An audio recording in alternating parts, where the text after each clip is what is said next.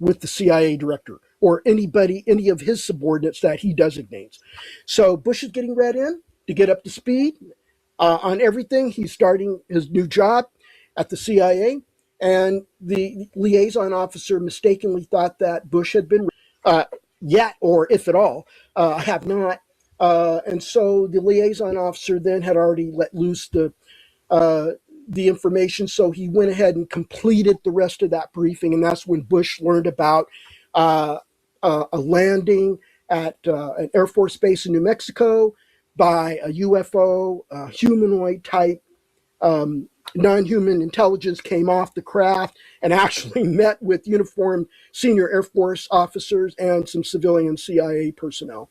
And okay, they went off. And you're referring to an event that is often just called the Holloman landing. The Holloman Air Force Base in April of 1964. It's weird that liaison, the DOD liaison, thought that George Sr. was already briefed, and he's like, "Oh no, not yet." And then the guy continues. Do you think it's a double blind? I mean, maybe this is like too many rabbit holes where they're just exposing the president to all of this fake stuff just to like get a weird, I don't know, message out there. Well, he wasn't president yet. He was the director of CIA. His first day, he said, when he was first coming in. So that was director of CIA. When was that? 60s when he was. I think he was underneath Reagan. He was vice president, but with Ford, he was CIA director, and then he became. I think it was JFK after JFK around that time. That's why we say that he was involved in JFK killing. Yeah, he's been a long time. He's been in the high school. So it was like around 60s. And there's that book. What's it? Oh man, something from Disclosure. He's in that book as well because they list people who are in the know, and that book came out in the 90s. So he's always been part of that. But I think this is a very strange story, right? A very I mean, it's very unbelievable that, like you said, why the hell would he continue talking, and why the hell would he think that he's already read in when he isn't, right? I mean, this kind of stuff, they are super tight-lipped about this whole issue, right? So why would he just start blabbering about something like this if somebody is not read in? I just don't. Maybe he thought that him being a Bush would be read in because they've been part of the power structure. It goes back to World War II, right? They funded his grandfather funded Hitler, was part of that bank. And they even got caught by the feds. For some, I think helping the Enemy Act or something like that. So maybe that's why he thought, because they're up there in not just the secret societies, but in banking as well. So they've always been part of that deep state structure, the Bushes. So maybe he just assumed that he would know. But I don't think Eric Davis is like a bad guy. I think the interview is very interesting, and he reveals a lot of details because Eric Davis has been in the know for a very long time, and involved in almost every super secret effort, from ATIP to OSEP to probably many other projects out there. The task force, NIDS as well. NIDS, yeah, definitely. NASA. National Institute for Science and Discovery, the Aerial Advanced Weapons System Application Program, and TRW as well, EG&G. I mean, so he's been around for a long time, But this one is, I think, also very interesting when we're talking about fake disclosure, because I think we're all on the same page there. This one from David Grush.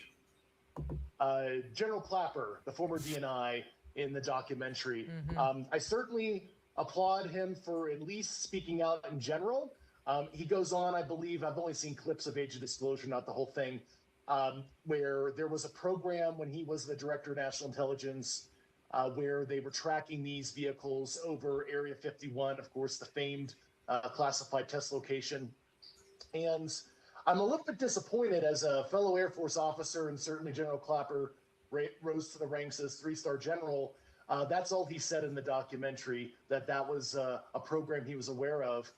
In fact, without being inappropriate, I will say that General Clapper was well aware of the crash retrieval issue, manage the crash retrieval issue. And when he was the DNI, USDI, and DIA director, he placed people in critical roles to manage this issue, both publicly and I'll just say non-publicly as well. And I'll allow the audience distill what I'm saying at the risk of being inappropriate or going too far with my discussion. So General Clapper, Stephanie O'Sullivan, other folks in the IC that are well aware of this issue, that were in rooms discussing this issue, I ask you to be greater leaders on this.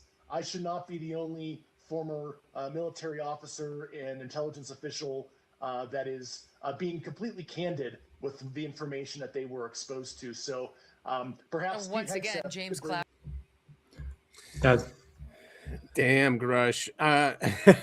It's funny. He's like, he doesn't want to be inappropriate, but he's still, saying Clapper knows way more than what he's saying. Yeah, so my take is that they are using honest people, basically, who are trying to do their job as best as they can without, compromising national security and, staying true to their oath to the country and the people. Whatever that means to them, right? I mean, I think also when you read the book of Louis Elizondo, my feeling for the guy as a person is not that he's a bad guy. He's just trying to the best of his abilities without breaking his oath and his secrecy, non-disclosure agreements, and betraying people like probably Christopher Mellon and others. These are just grunts, right? They're grunts, and they're being put forward, and they're being, they're pushing this disclosure or half-assed disclosure, and then at some point they will be sacrificed. I think they'll be left out to hang. I have the total opposite reading of Louis Elizondo. I think he's nefarious. He's doing deliberately, and he's causing all this drama in the UFO community to discourage it. I think he's doing it on purpose, and he's more than a pawn. I think he's like a knight on the chess. Yeah, no, I mean, I'm not saying that he's not nefarious. I'm just saying that he thinks he's doing what is best for the country and for the people in the country. Yeah, Nazi thought they were doing the right thing. That doesn't justify anything. True.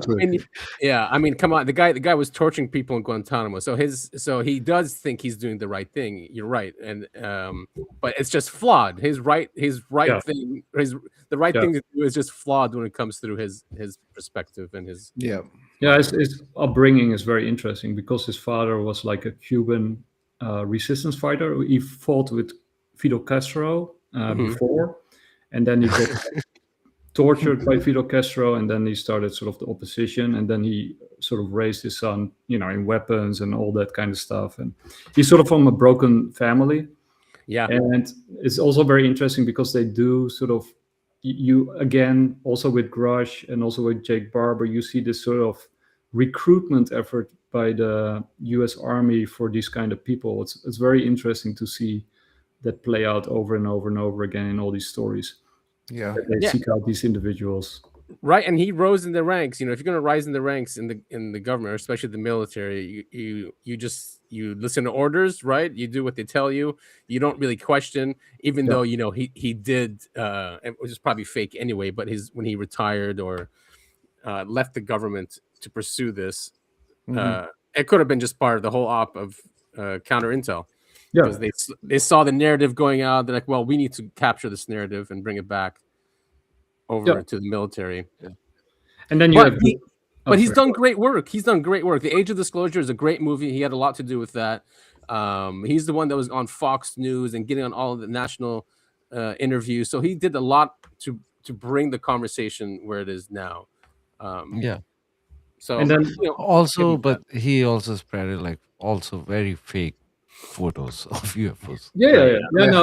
But I mean that's probably his assignment, right? His assignment is to control the narrative, and then each time if the narrative gets out of control, he's there to step in and fix it, right? So by dropping fake photos. Just to go back to Eric Davis quickly, UAP Gerb had a conversation with Eric Davis, right? And he asked Eric about human, like a reverse engineered craft like the Fluxlander or those. And Eric Davis said, no, we don't have any of that. The programs have not moved at all. And UP Gerb was just shocked that he would just lie straight to his face like that. Maybe Eric doesn't know how. No, I don't think that, because actually with the interview with Scafish, he said that he will not disclose any of the technology or how it works. So he is kind of saying we have done some progress. So that's just strange there, right? That he won't admit that we have our own crafts. Yeah, but I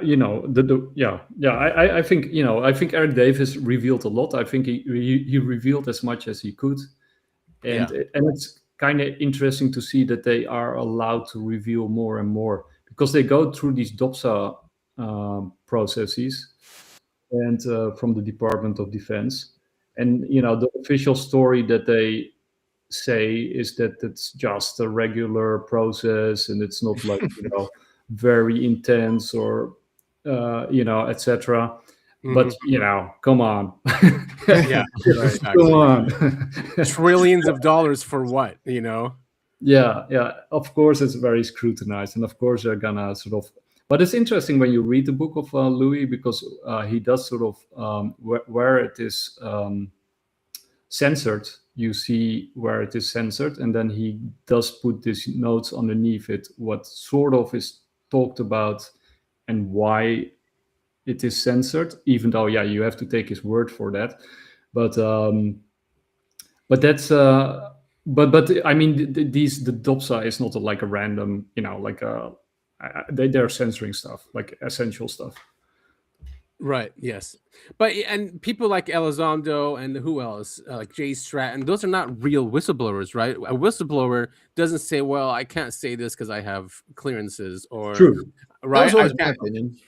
True. Right. Yeah. Exactly. I mean, a whistleblower is someone that needs to run away from the country because what they've said, is a real whistleblowing. Yeah, like Snowden. Yeah. Snowden. Yes. Exactly. Like Snowden, and he's still. I don't know if he's ever going to come back. Oh, he's not coming back. Yeah, because what he did was, real damage. But if you're just out there going through DOPSR and having them approve what you're allowed to say, that's not really whistleblowing. No, but and everyone is against him. Obama was against him. Trump was against him. He's still against him, and Biden was against him too. So it's like no one is supporting him. So it's foolish for him to return. Yeah. But then, we have someone like Jonathan Pollard who probably did more damage, and he gets a pardon. Also, like Trump's a spiritual leader for raping a kid. Got pardon. Got punishment only for 6 months in jail. This is terrible. Like, come on, man. Trump he doesn't even care at this point anymore. Like what he's doing. Doesn't. Like 6 months for that. Like, wow. But I think with the DOPSA, I think it's clear that the Department of Defense is releasing information to the public in order to feed the public bits and pieces, the crumbs, in order to follow the crumbs and lead to their form of disclosure. So we will get a form of disclosure, right? I totally agree, and I think it will happen this year because things are ramping up. Yeah, and with Bledsoe, right? I mean, he is clearly involved with high-level officials from the government and the army and the Navy and the Air Force. So, whatever is coming out of Bledsoe is officially approved, right? I think so. If he is making a prediction that something is going to happen in 2026, I think he has a green light, or he has had a green light from the very start to bring that, to the fore, right? Yeah, I mean, they're definitely they're going to give us a story. It's just, how elaborate is it going to be? How fantastic is it going to be? If Eric is, out there saying this, and it's, it's making the rounds about what happened in Holloman Air Force Base in the 60s. So if aliens did meet with the U.S. government back then, what was the agreement? What's been going on since then? And maybe Sid is right. Maybe you do need like a war in the background in order to, keep people in line, right? So that you sort of release it while there is also a war and while you're also sort of fighting these enemies, right? I mean, like we said, the whole empire building that Team Trump is doing with his big tech buddies, is aimed at creating a space empire, right? We're going back into space. So maybe somebody's out there and we're now ready to fight them, but we have to portray them as the enemy in order to get people on board with the fighting, right? Maybe they are not our enemies. Did you see that clip when Musk he introduced Hegseth and they were talking about Star Trek Foundation? Yeah, I got it lined up here. So that supports it there too, especially that he introduced the Secretary of War. Right, and talk about finding aliens. I found that clip extremely interesting. So this one from Russia, I just wanted to highlight that George Knapp is now throwing all the Russian files out there because he went to Russia and he got access to these hidden files, sort of the X-Files from Russia, and he's now throwing them all out in the open. Sort of another piece of the evidence that it's all coming out now. So but this one is from Elon, and I totally agree. This was super fascinating. Yeah, the guy who says there's no aliens. Make Star Trek real. Okay? We want to make Starfleet Academy real. So that it's not always science fiction, but one day the science fiction turns to science fact. And we have spaceships going through space, big spaceships, with people going to other planets, going to the moon, and ultimately going beyond our star system to other star systems where we may meet aliens or discover long-dead alien civilizations. I don't know, but we want to go and we want to see what's happening, and we want to have epic futuristic spaceships with lots of people in them, traveling to places we've never been to before. He looks like an alien, to be honest. He does. I'm not sure. Does he say anything else? And that's what I think the public thinks of when they think of Space Force. So, on that note, I'd like to introduce the Secretary of War, Pete Hegseth. on that note of aliens. What a transition. Thank you. Yeah, the Secretary of War. That is so. On that note, the Secretary of War, like exactly. He's talking about. So basically, he want to go to other planet and conquer them. That's why you introduce Secretary of War. Yeah, Star Trek, the show known for how kind humanity was and reaching out and building bridges, and he brings out the Secretary of War.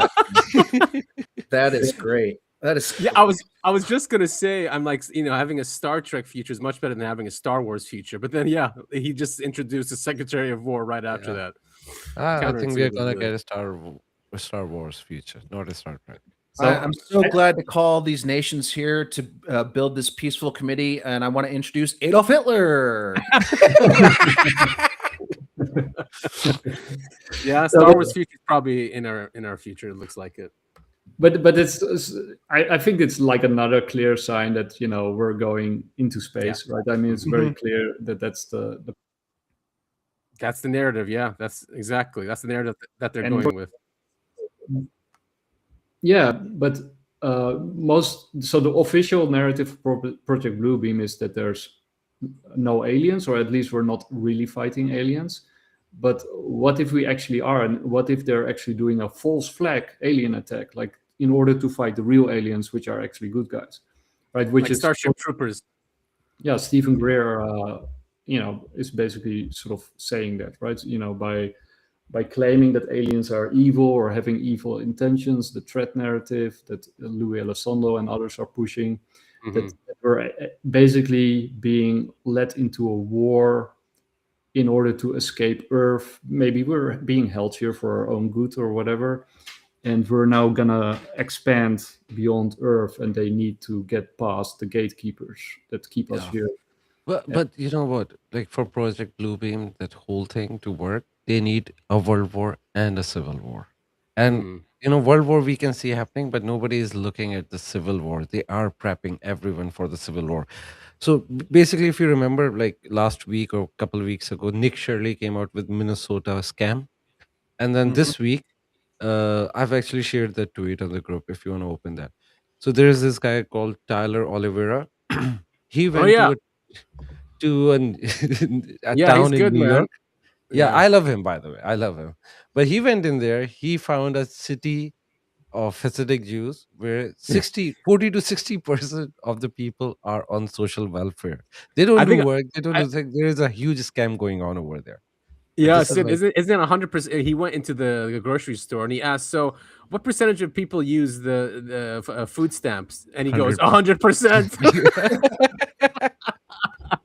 Oh my god, it's hilarious. This one, right? Yeah, Yeah, this guy's brave, man. He's really brave. He's gonna get. but he like better the beat whole people. details are there. It's like 60% of the city is on welfare, and it's all like the big scam going on. But everybody, yeah, it's just like all of them like doing a big scam over I there. mean, all And he's this is saying, how you rile up people, each other. right? And what he's basically saying is like, what it's is happening everywhere in many communities, not just like Yeah. the Somali community. Somali community. Yeah. Yeah. I think he did a good job over there because like before it was just focused on one community. Now they are showing other communities. So they have to bring the narrative down. I think he's trying to stop the civil war. But the whole Minnesota thing is just like to cause the panic. And that's I hope it how doesn't go out of hand. Yeah. this is if you look at Minnesota right now, there are like literal civil war going on. Police is throwing shells at people, like people are fighting. They were trying to do it, and this guy did an amazing thing. Nobody gonna do anything about this. They won't even talk. Nobody's talking about that. This is, I Oh, think, of way course bigger not. than, because this is a whole city involved in that. That's just like one group which is like running daycare or that stuff. Like that's nothing compared to this scam, but nobody gonna talk about that. Yeah, and I Right. think sort of. By the way, this map I got via you, Adam. I think. Oh yeah, I think Richard Geldrick, right? He shared this. Yeah, these are sightings in the 50s, I believe. He actually managed to get hold of the real newspaper back in the 50s, and all the black spots that you see on the map are UFO sightings. And this article sort of goes into like if they are real or not, but clearly a tremendous amount of them are, and you've got also the Foo Fighters and the Ghost Rockets and all that kind of stuff from the 40s and 50s. So clearly there is something out there beyond humanity that is. One thing I noticed back in the day when you read all those things, you see flying saucers. Now, in every sighting, you don't see saucers, you see spheres. So there is a difference in something going on because it's not the same aliens or it's not the same technology. So Oh, do you want to go to the Nostradamus thing? yeah. But do you guys agree that we don't see flying saucers in any sighting anymore? Yeah. I mean, for me, the latest one was, I think, when was that, Topher? Was it it was definitely last year. I saw Tic Tac to go over my Yeah. house. So yeah, I'm not seeing saucers. It's Tic Tacs, and at Yeah, night we it'll see. be like lights, right? Yeah, Yeah, I tic tac mean, and spheres and triangles, no saucers. So I think saucers were real aliens. These are reverse engineered technologies. That's Yeah, my yeah. assumption. They're probably staying away now because we've been shooting them down for so long. They're like, stay away from Earth. Well, the Virginia one, or what's the name of Virginia? The one in Venezuela, or what? That's Colombia. Colombia was it, right?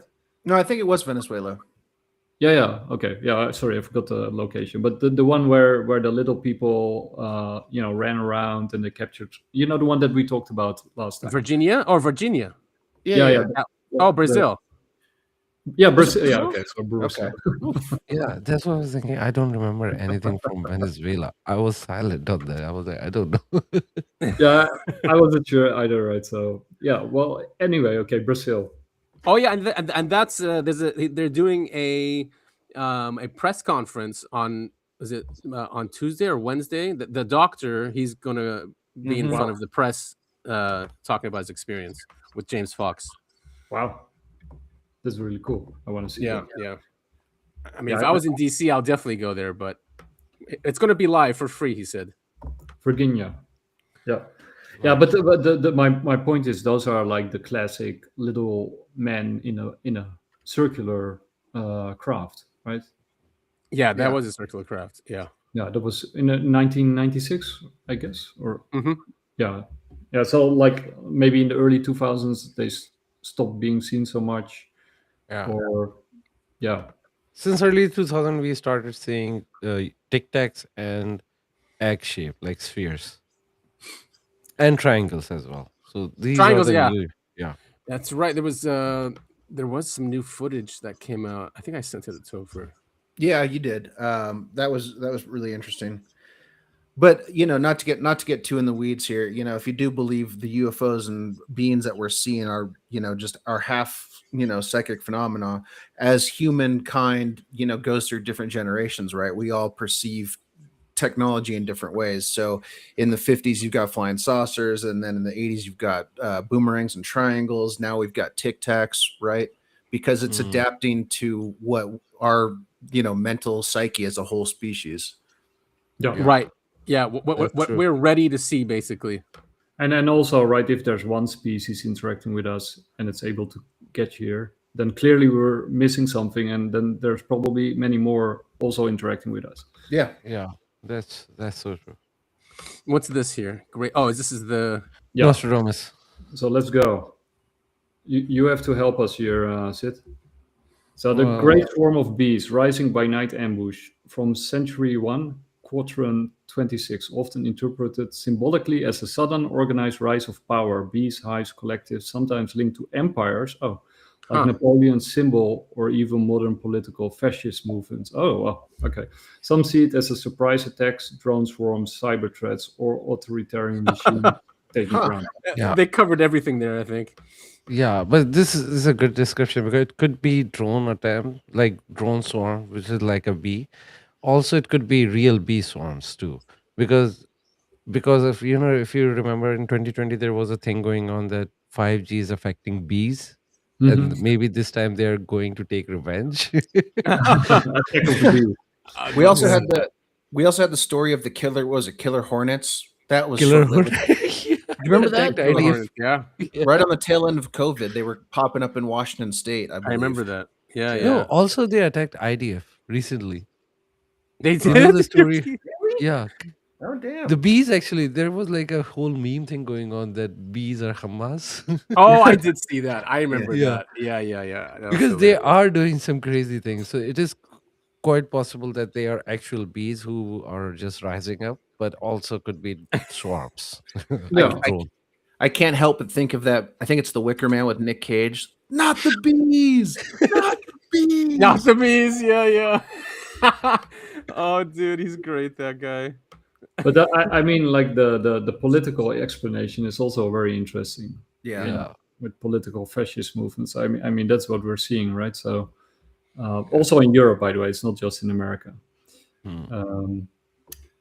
Then a prominent figure struck by lightning thunderbolt from century 1, quadrant 26. The great man will be struck down in the day by a thunderbolt. This gets read as the sudden death or assassination or downfall of a major leader, celebrity, or politician.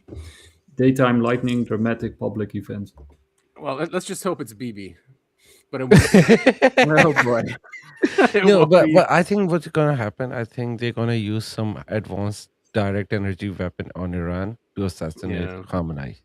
And that'll be terrible. They don't have to use that, but I'm just saying they could use any technology or even a bomb. But I think it's referring to that because Trump is hinting that for a while. When Trump hints something, he tried to do it.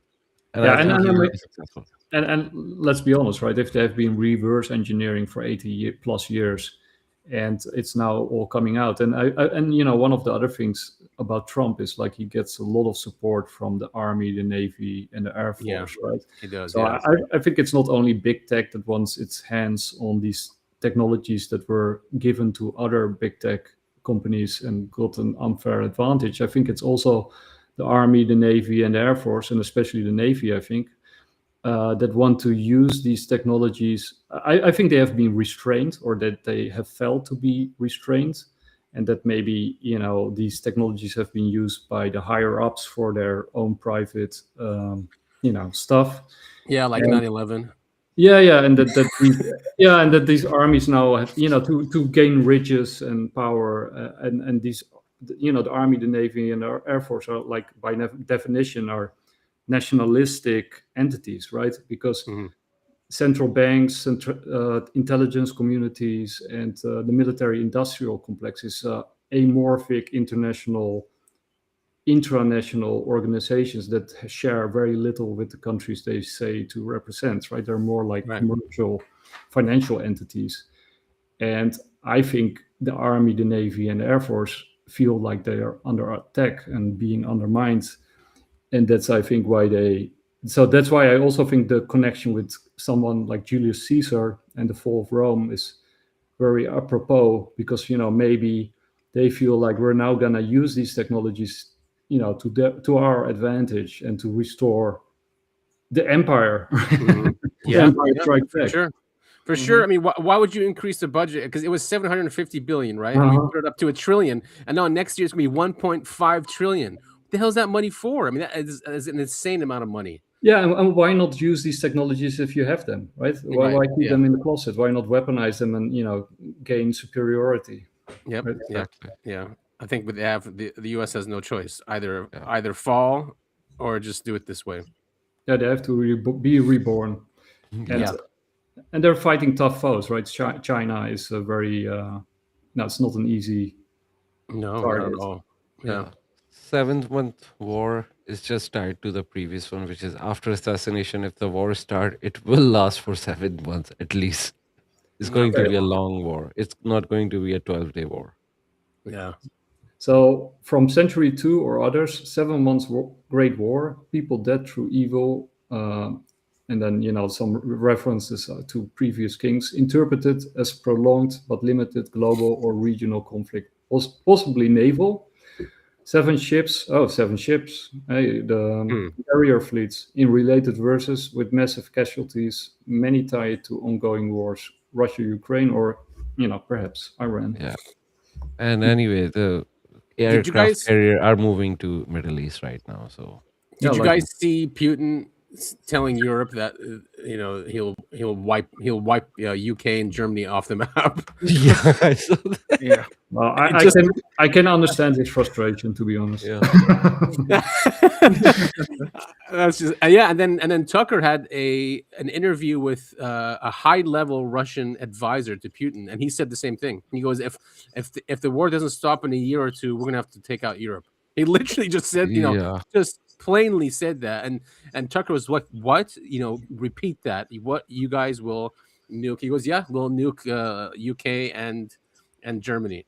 Well, it's interesting because I had this conversation with, I won't name the person, but from a European perspective. So in Europe, you got different perspectives, but sort of the two main perspectives are either, the perspective that I'm taking, which is, a growing, disillusioned group of people who are, looking through the ruse.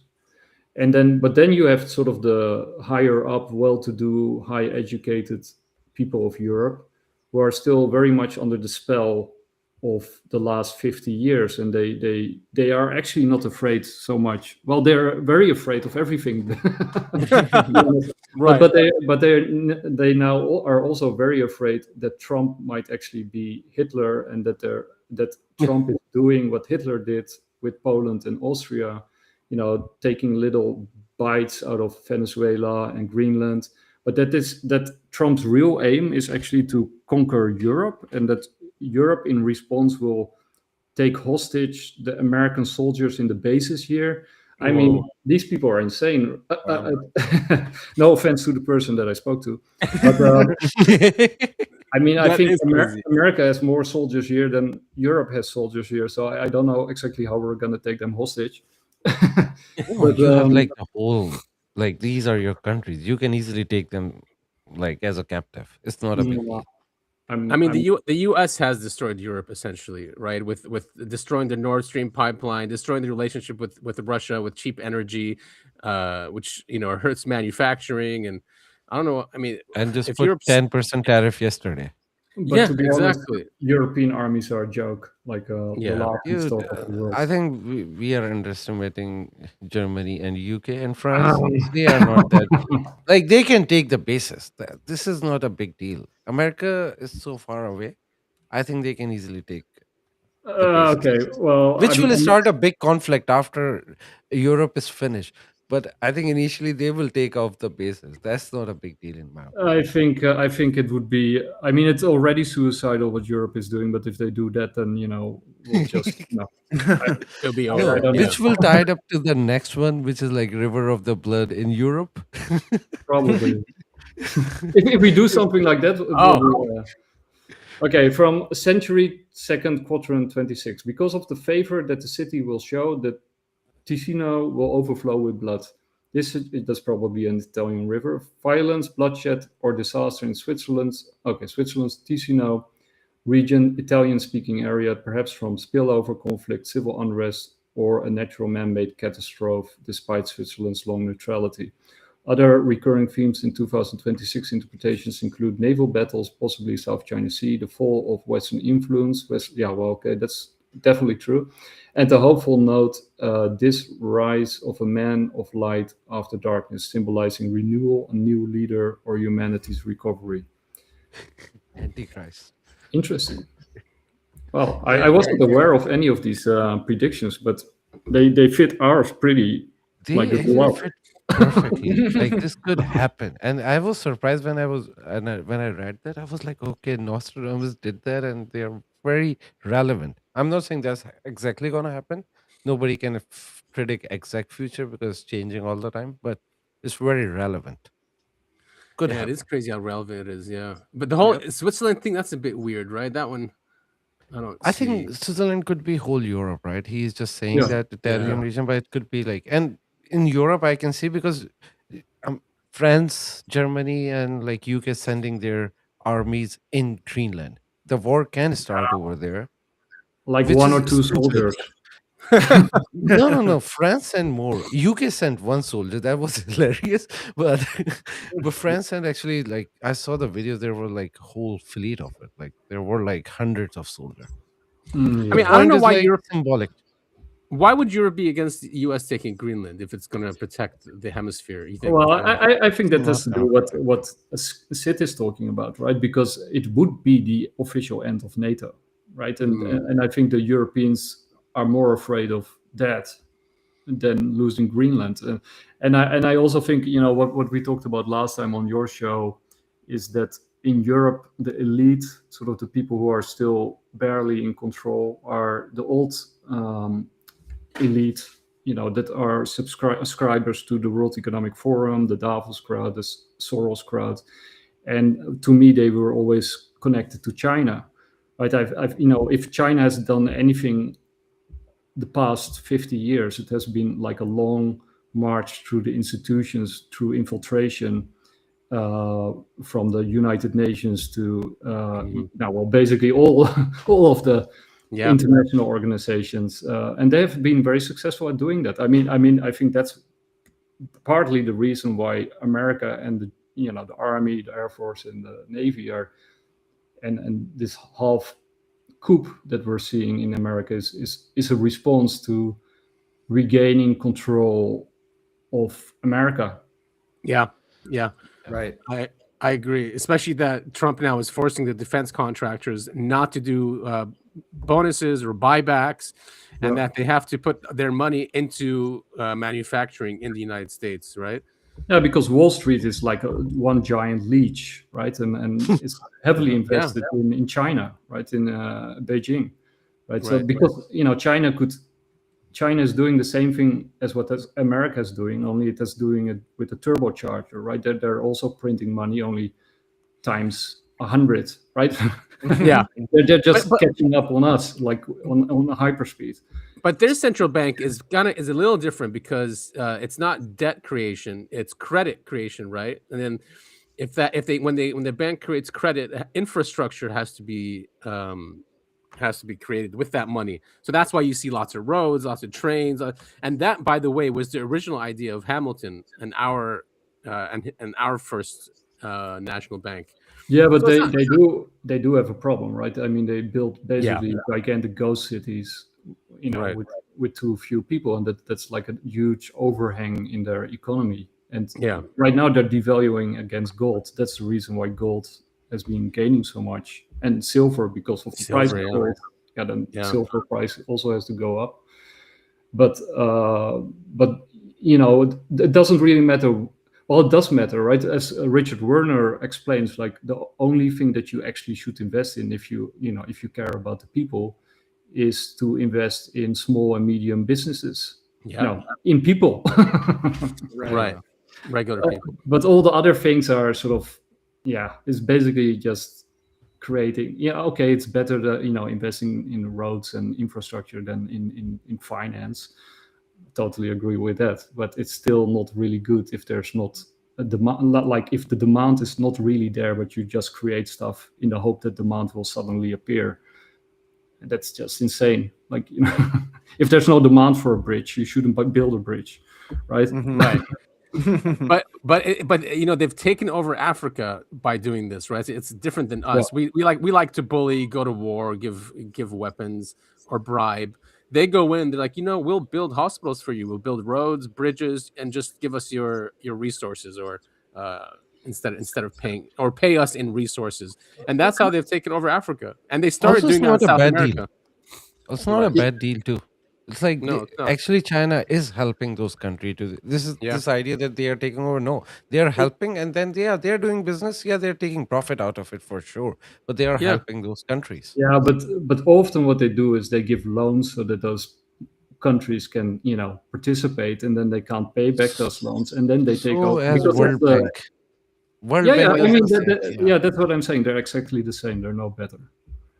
No, so but at least it's much better because like US is going and killing those people, China is building. Yes, loan, but it's much better than just going and killing and taking over the land. They're not yet killing people because they're weaker than America, but each hegemon. No, they are not weaker, man. I think you are underestimating China. First of all, China has a different philosophy. They don't want to follow this pattern. By the way, I don't like China. I'm not, but I'm just saying when you look at that, that's not what they do. This is not their plan.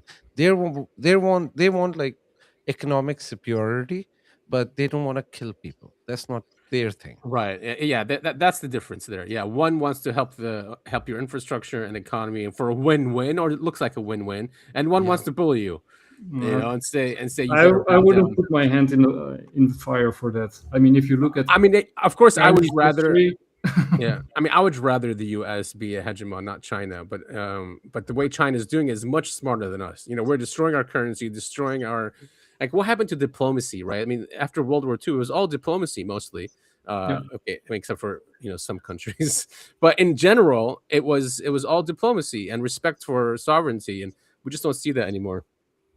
No, but that's sort of when you study money, right? Fiat money has a shelf life of about 100 to max 200 years, and then it implodes. Like it always implodes the same way as we are seeing right now, and then usually. No matter the empire, Ray Dalio wrote an entire book on it, like from the Dutch to the Spanish to the French to the English to the Americans, but even the Chinese. And eventually, these fiat systems they always implode the same way, in exactly the same way, and then they always end up with war.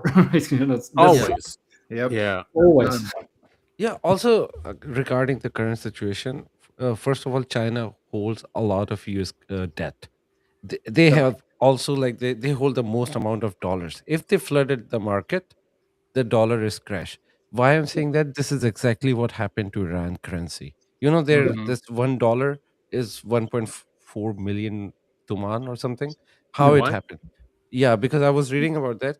A lot of foreigners were buying Iranian currency for years, slowly. And then, when I say foreigner, one country in Middle East. That was like the main. Yeah. So those people were buying, and then they suddenly dumped everything.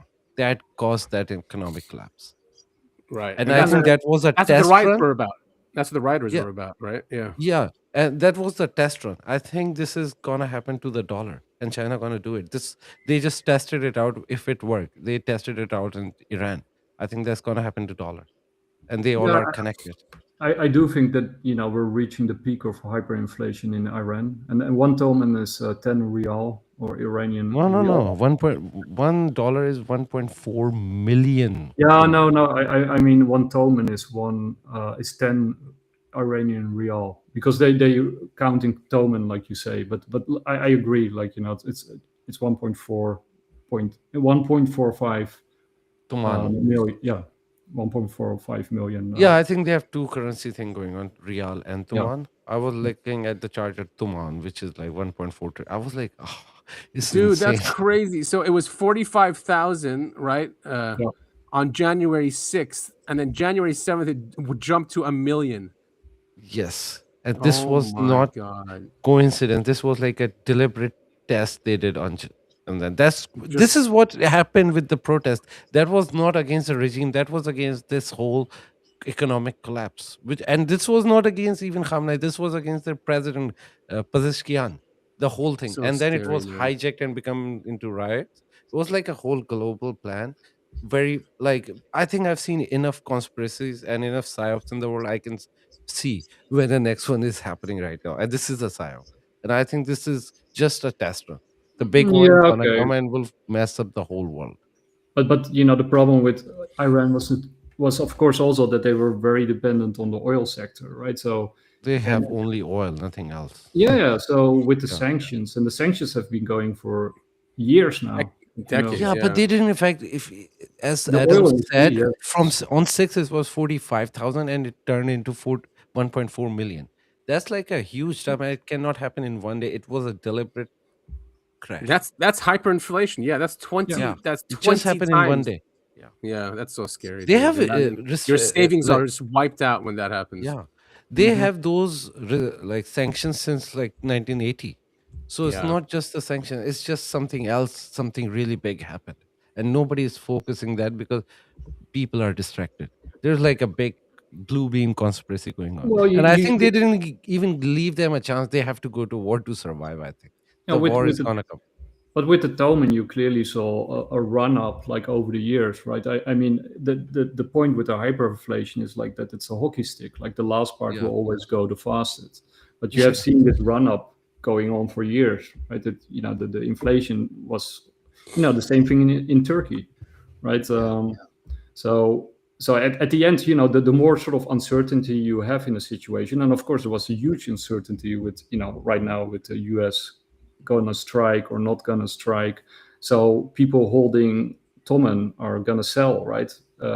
And the more you sell into the market, it floods the market with currency that leads to inflation. But I think we're sort of reaching the peak. I think we're reaching the inflection point. No, but the thing about finances, you can easily track. It's not the Iranians who dump. It's like a specific group who. It's like, I'm not gonna go into details. People can go and search. It's like a specific group which dumped it. Yeah, they found out CIA and Mossad that were buying it up and dumped it. It's like, it's open. It's not even hidden. Like, we know that who did that. CIA and Mossad was involved. They did it deliberately. See what I mean? Nobody talks about that. That pisses me off. Like, this is happening in front of our eyes. Not a single news outlet is taking this story. Even but AI but to be honest, right? If I was a large shareholder in Iran right now, or a business or a company, I would dump my Toman on the market too. After that, right? But the people who dumped that caused the crash. That's what we are talking about. Even AI is saying, look, based on reports from early 2026, the CIA and Mossad are heavily implicated by Iranian officials and analysts in accelerating the collapse of the Iranian rial as part of a broader destabilizing hybrid warfare strategy. Yeah, well, I mean, the sanctions are a clear part of it, right? And the oil industry was failing. But yeah, I mean, of course, if you're attacking, you would also do financial weapons. Yeah, who wouldn't? Crazy, man, crazy. That's what. And I mean, life miserable there. It's also clear that they're, with the rebellion or the uprising, right? America is also very clearly involved, like in Venezuela, right? I mean, Venezuela failed miserably on Trump's face. He did abduct him, but then the regime is there and it's even more stronger. And recently, nobody's talking about that. They hijacked a Russian oil tanker which was going from Venezuela. Oh yeah. No, but that's not the story. The real story is like nobody's talking about. That's so secret that Venezuelan people, Maduro supporter, and the leader of them is Cabello. He actually put a leak in that trailer, as it's now leaking at near Aruba. And the whole tanker is leaking. There is like economic, not just economic, environmental disaster happening near Aruba. Everybody is losing their mind. This is like a very secret news. I just have like people everywhere, so we get news from different stories. Right now, near Aruba, there are like satellite pictures out that is leaking badly, and they are trying to fix it. Blackwater, Eric Prince went there to fix that because they were also afraid that they get like attacked by Venezuelans. So Eric Prince is providing, like Blackwater is providing security for Of the course. scientists for the engineers to go and fix that leak. There's like a lot of things happening in the background. Nobody's talking about it. Was Yeah, that a Russian tanker you said? Russian tanker, yeah. Yeah, and of course they did the same thing in Ukraine, right? I mean, with the uprisings in Ukraine were also fabricated. I mean, for the most part. I mean, of course, there were also real Ukrainians who were uprising. I'm not saying that all of it was fake, but it was fomented by CIA and others, right? MI6 and MI5. Yeah. So, guys, we are running out of time. But as usual, hey, I did want to sort of touch upon, because I called it Psyops, and we already touched upon a lot of Psyops, and there's many more, and there will only like a hockey stick, they'll probably only increase. But I wanted to ask you guys, like, and especially you guys from the UAP the podcast, like, what Psyop out there do you totally do you believe is there to destabilize a society? Restabilize society. A psyop that would restabilize society. Destabilize. I mean, the ones that are going on now, I'd say. Yeah, I mean, I think the biggest one specifically in America and probably elsewhere in the world is just the media, the politicians. They always find ways to get you to distrust your neighbors. I've said it on our show a bunch. You could walk outside and talk to 100 people in your general vicinity, and I mean, typically they'll all have the same views as you. They want to have a job, they want to have a family, a place to live, and they want food on their table. But the media makes it seems like everyone's against you. You're on the right side of history, and everyone else is evil or a Nazi or a racist, or some liberal commie. I think that's the biggest psyop in the United States is to get people to hate each other. Yeah. And it still works. It's crazy that it still works, even though we have all these quote unquote independent media outlets, and everyone's talking about that. It's not left versus right. It's not blue versus red. Our problems are the same. So, unfortunately, this psyop always works. But it's not working on Gen Z, which is a good sign. That is a good sign. Yeah, because they are very aware of the situation. They realize what's psyop, what's not, and you can see that. I'm not saying all of them, but I'm saying majority of them, they are not buying the psyops. And they now also have the tools to organize, right? Because with BitChat, I'm not sure if you guys have been following that. I just downloaded it this morning. Yeah, I also got it. But so I don't understand how it works though, because I mean I know it's through Bluetooth, but it doesn't ask you for a username or contacts or anything like that. Yeah. So kind of hops from phone to phone, right? So because they need Bluetooth to read out your metadata, and so the powers that be and your government and organizations, they need Bluetooth. That's why your phone goes on in the middle of the night to read out of your data. But you can actually use their strength. Their strength is also their weakness, right? You can use it against them. And basically, these uprisings in Madagascar, Nepal, Iran, basically all over the world, they have been made possible for a large part by this new BitChat, which sort of is a decentralized form of communication, which is created by Jack Dorsey, and it's super cool. Right? Pretty genius. If you ask me, very genius. Yeah. It's a mesh network. I don't trust them. Especially if they cut off the internet and you still have your phones, you can still all communicate. Yeah, which is amazing. That's Yeah, yeah, that's the plan, but I don't trust this whole thing because remember the Signal used to be the most secure app. Turned out it Yep. was a lie, and I don't trust this thing too. I think they're probably a spyware in that. I'm not gonna I mean, download yeah, it. yes, there's you can always also backdoors delete to all them. your stuff. with Right. I mean, 3 clicks. but the good news about Signal is that you're not in the you can't, all of your data can't be vacuumed up. You're not in that system, but you can be targeted, of course. Yeah. If you're a Yeah, target, they'll read your messages. But basically, these secret services also use your Bluetooth in order to target you, right? That's why they sort of can circumvent your defenses, your cybersecurity often. But I wanted actually to ask you something else, right? Okay, so but I totally agree with what you guys just said. But okay, let me say it just out front because Yeah. it has been annoying me for a very long time. What do you guys think about stuff like flat Earth and Tartaria? I've gone down that rabbit hole. I mean, I'm going to be honest. I think over a decade ago, I did go into the flat Earth thing, and because there was some really good documentaries, highly produced, and I was like, whoa! So I did go there, and I did believe it. I would say for a year, and then I even went into concave Earth, which made sense Yes. mathematically because you can't really tell. Even Carl Sagan said that once, that if it was concave, we wouldn't even know because even from space you can't tell. So I got into that for a bit, but then I realized that it was just muddying the waters because flat Earth came out when 9/11 truth was becoming big.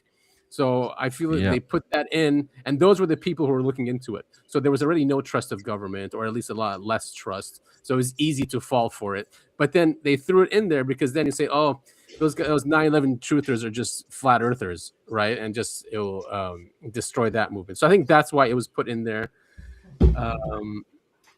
Obviously, I'm not a flat earther anymore. It's been a long time. I'm one of those that went and came back. Apparently, many people don't come back, but Yeah, I think most of the people have like dabbled with the flat Earth, but then they realize it's bullshit. By the way, Nick and I have like a whole discussion on those things, especially on Tataria. But yeah, I don't think I can't say I can say about Nick, but I just don't believe in any of that bullshit. That's just yeah. a deception. Tartaria is cool. I did go down that rabbit hole as well. There's no reason why not to believe it. I mean, it from the maps, from even just the infrastructure that it had.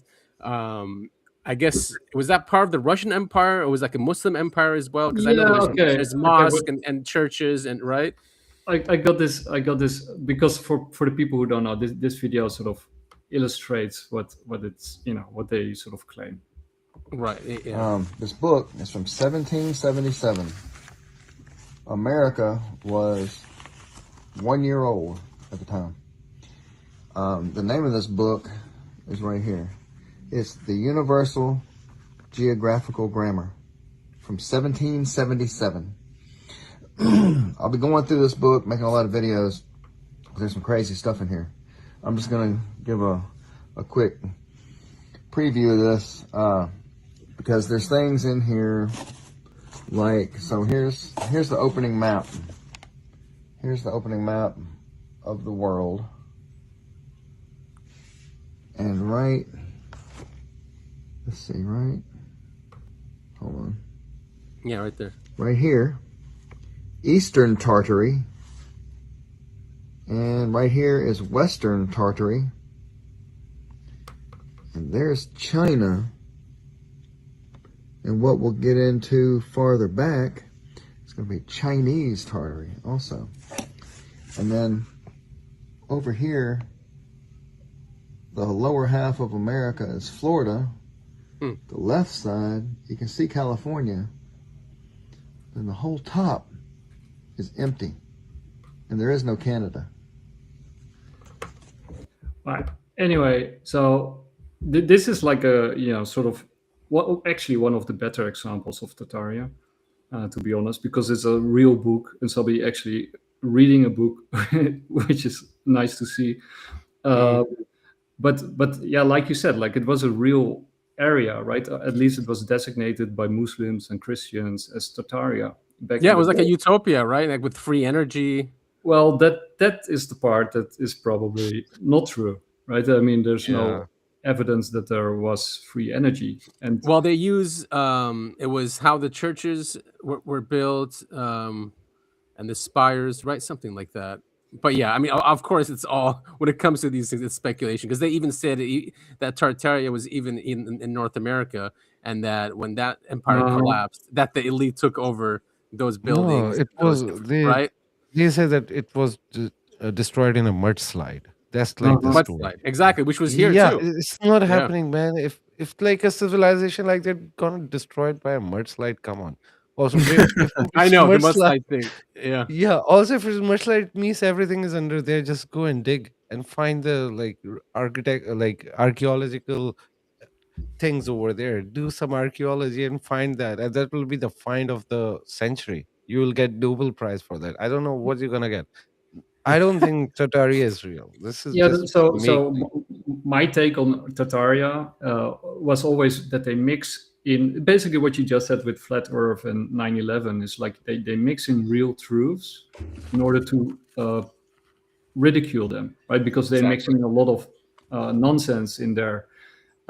Because I think all of us on this panel believe that Nikola Tesla was a very important figure, and that he might very well have discovered what is more or less free energy, right? And then it was hidden from us, and the same with Townsend Brown and this whole cover-up.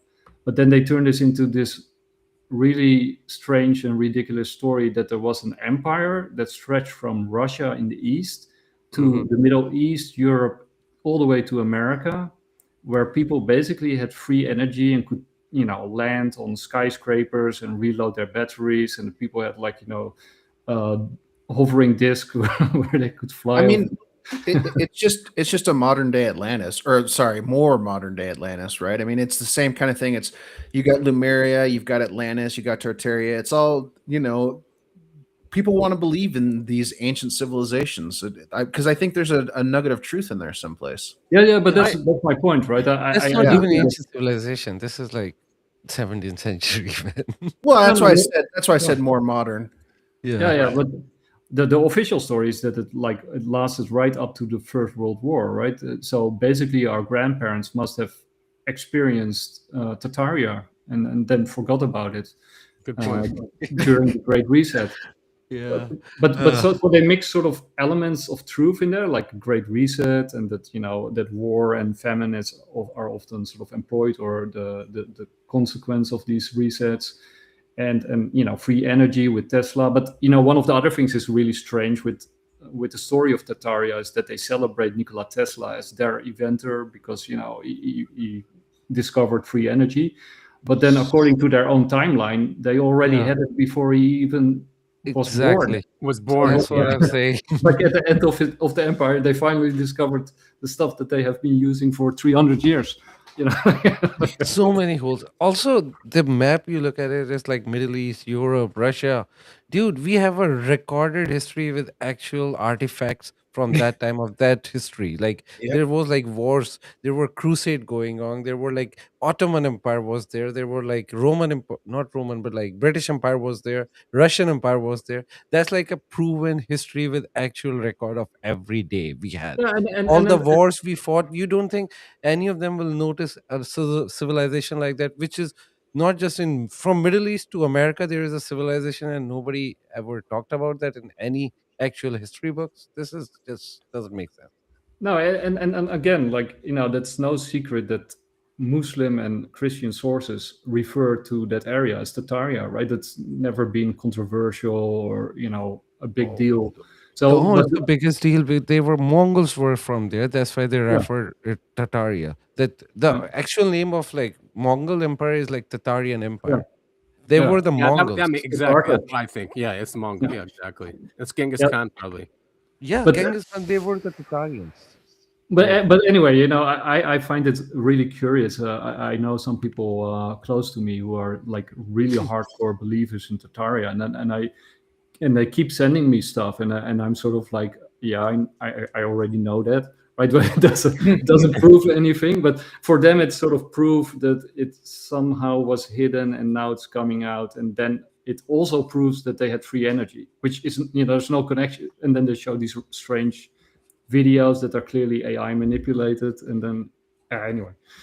Yeah, it's a distraction. I mean, even if it's true, okay. So, I mean, there's many civilizations that we know have risen and fallen. Yeah. So, I guess because of that whole story of free energy, and then it was taken away from us. Don't they bring the world tours into that? Not world tours. The U.S. had these. Yeah, they bring that into the equation too, don't they? Yeah. Yeah, they throw everything in the mixer, right? Whatever, they throw everything at the wall, and whatever sticks. They run with. Yeah. That's why I feel like Tartaria is. Just to come at it from the other side, I mean, isn't it possible? Like Adam, you were talking about the 9/11 thing and flat Earth, right? Like flat Earth got grouped into the 9/11 thing, so they could discredit anyone who's looking for the truth about 9/11. Yep. I mean, isn't there like a potential argument to be had saying, the Tartaria was a real place, but then all the obviously fake BS stuff got looped in with it, so people could discredit the whole thing. I'm not saying that. I'm not saying I believe that. I'm just saying, based on the evidence and looking into the conspiracies we've looked into, I think it should be considered at least. And it is definitely Tartaria is a real place. Yeah. There is no denying it. That's Mongol Empire. That's like literally because I've read so many books about Tatarians. That's why I'm pretty sure about that, because I know who they were. Especially not Genghis Khan is like grandson, Hulagu Khan. That was the main guy who was Hulagu Khan, who was like the guy who built the mountain of skulls. This is that guy, Hulagu Khan. Got it. That was the guy who was like known as the Tatarian emperor.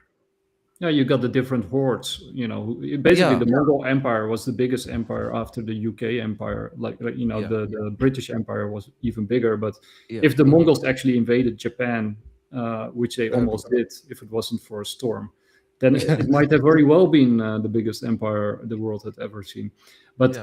And they were very good in a lot of things, right? Especially warfare, but also they were quite, free. And they had Pax Mongolia, where there was free trade, and people were quite happy, after the war stopped.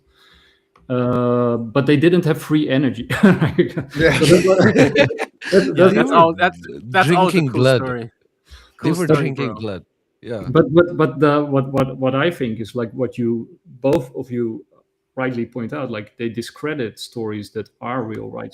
Ancient civilizations that probably did have free energy or free energy like technologies, like these churches and how they were built. And also, Nikola Tesla and his work, and resets are true throughout history, right? So they contain elements of truth, but I think they do that in order to discredit all the good stuff, because they throw it in this crazy mixer and it becomes ridiculous. And then people are like, oh, you're probably somebody who believes in Tartaria, right? So, this is exactly what happened, because the stories like around the free energy and all those things are real. It's just not happening in one place called Tartaria. And Tartaria was a real place. And it it also destabilizes societies, right? I mean, I actually had some almost, a pretty heavy arguments with the persons who believe it, because they're so adamant, and because they are of the opinion that because everything is a lie and they are living in the matrix, then the opposite must be true, right? And then they just believe whatever is on X or whoever they follow. Exactly. Yeah. Or a quick video on TikTok about those are my favorite. So they are expert after watching 10-second video. That's the caliber of those guys. Yeah, and it also shows the lack of education, right? I mean, because like Sid and me just said, like, Tartaria, it's not a big deal. It's in most history books. I think you even get it in high school to some degree. And, you got the book from Frankopan, The Silk Road, Christopher Beckwith. You got whole libraries full of the Silk, Tartaria. But I want to talk about this guy because this guy is hilarious. So, have you seen this one? Is he also Tartaria? No. No, I didn't see this. Okay, I'll play it, and then I want to hear you guys' opinion. Okay. How many of you know about the object in Greenland? A couple of you, okay. Well, for those of you that don't know, there is a spacecraft that has melted out of the ice in Greenland. As you know, the North Pole has melted completely. You can go from London to Moscow or to Russia by going over the North Pole now. All the ice cap is gone. The last place that has ice on it was Greenland. Greenland had a 18,000-foot ice cap on it. Well, the spacecraft that is anchored in the center of Greenland created the last ice age 50,000 years ago. It's a weather machine. It's 55 miles wide, 300 miles long, and 2 miles high. The people that lived in it were called the Mois. If you draw a straight line from the spacecraft to the Washington Monument in Washington, D.C., through the Yucatan Peninsula Great Pyramid at Mitsubishi, and ends up on Easter Island where the Mois have been dug out of the dirt. The heads on Easter Island, well, 2 years ago they finally went ahead and they excavated, and they're all 65 to 85-foot people, full-body carvings. And these were the people that lived in the spacecraft that was uncovered that's melting out of the ice in Greenland. So when you think we've been alone, these people have been up there for 50,000 years. The spacecraft is still active after 50,000 years. It has a 200-mile dampening field where no electrons can flow into it. In 1947, a B-52 bomber flew into that pattern, into the dampening field, when trying to fly between Maine and London. As a result of that, they lost power and crashed in Greenland.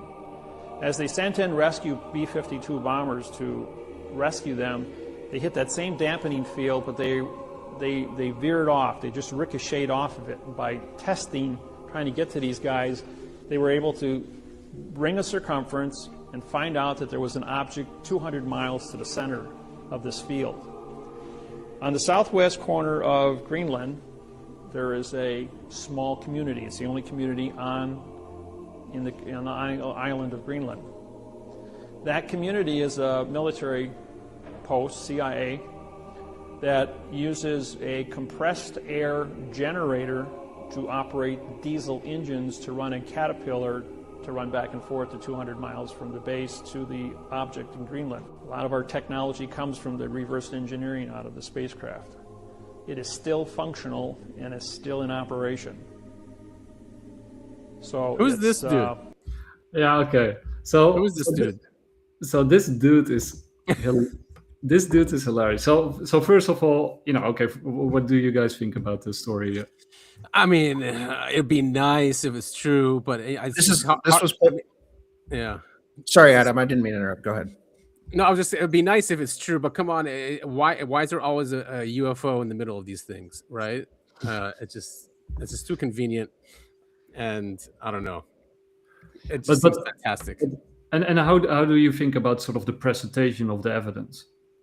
Well, we're seeing this on X, so it's 100% true. And TikTok, right? Yep. So and like true. every evidence is AI generated. Yeah, I mean, I think this whole story is written by ChatGPT, and don't forget the church music in the background. Yeah, that was nice. That was a nice touch. Right. So it's interesting. So this is like for me, it's sort of like, what you call it? It's fake news, disinformation. Sort of a Tataria kind of thing, where they mix in truths and then just go on a right. So there might be something like that, because when we went to Iraq, we grabbed. Sorry, go ahead. No, I'm saying when we went to Iraq, the first things we grabbed were the ancient Sumerian tablets, and right. So there's always some layer of that. So I bet you there is something in Greenland. I'm just not sure it's some weather machine UFO. Didn't he say it's a weather machine, like creates weather? Yeah. Also, he said you can draw a straight line. Dude, we live in a globe. I can draw a straight line to any place on a globe. And this is like literally, what the fuck is wrong with you guys? Like, we live on a globe. We are not living on a flat earth.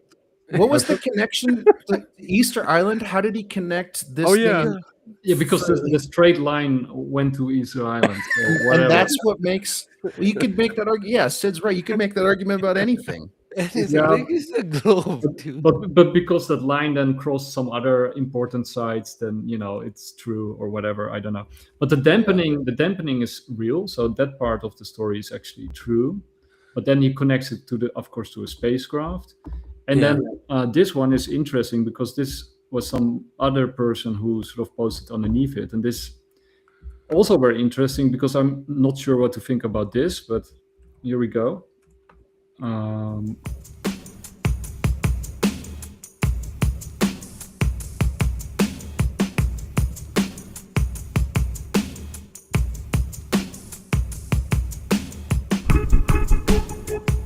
There's no Greenland for people watching.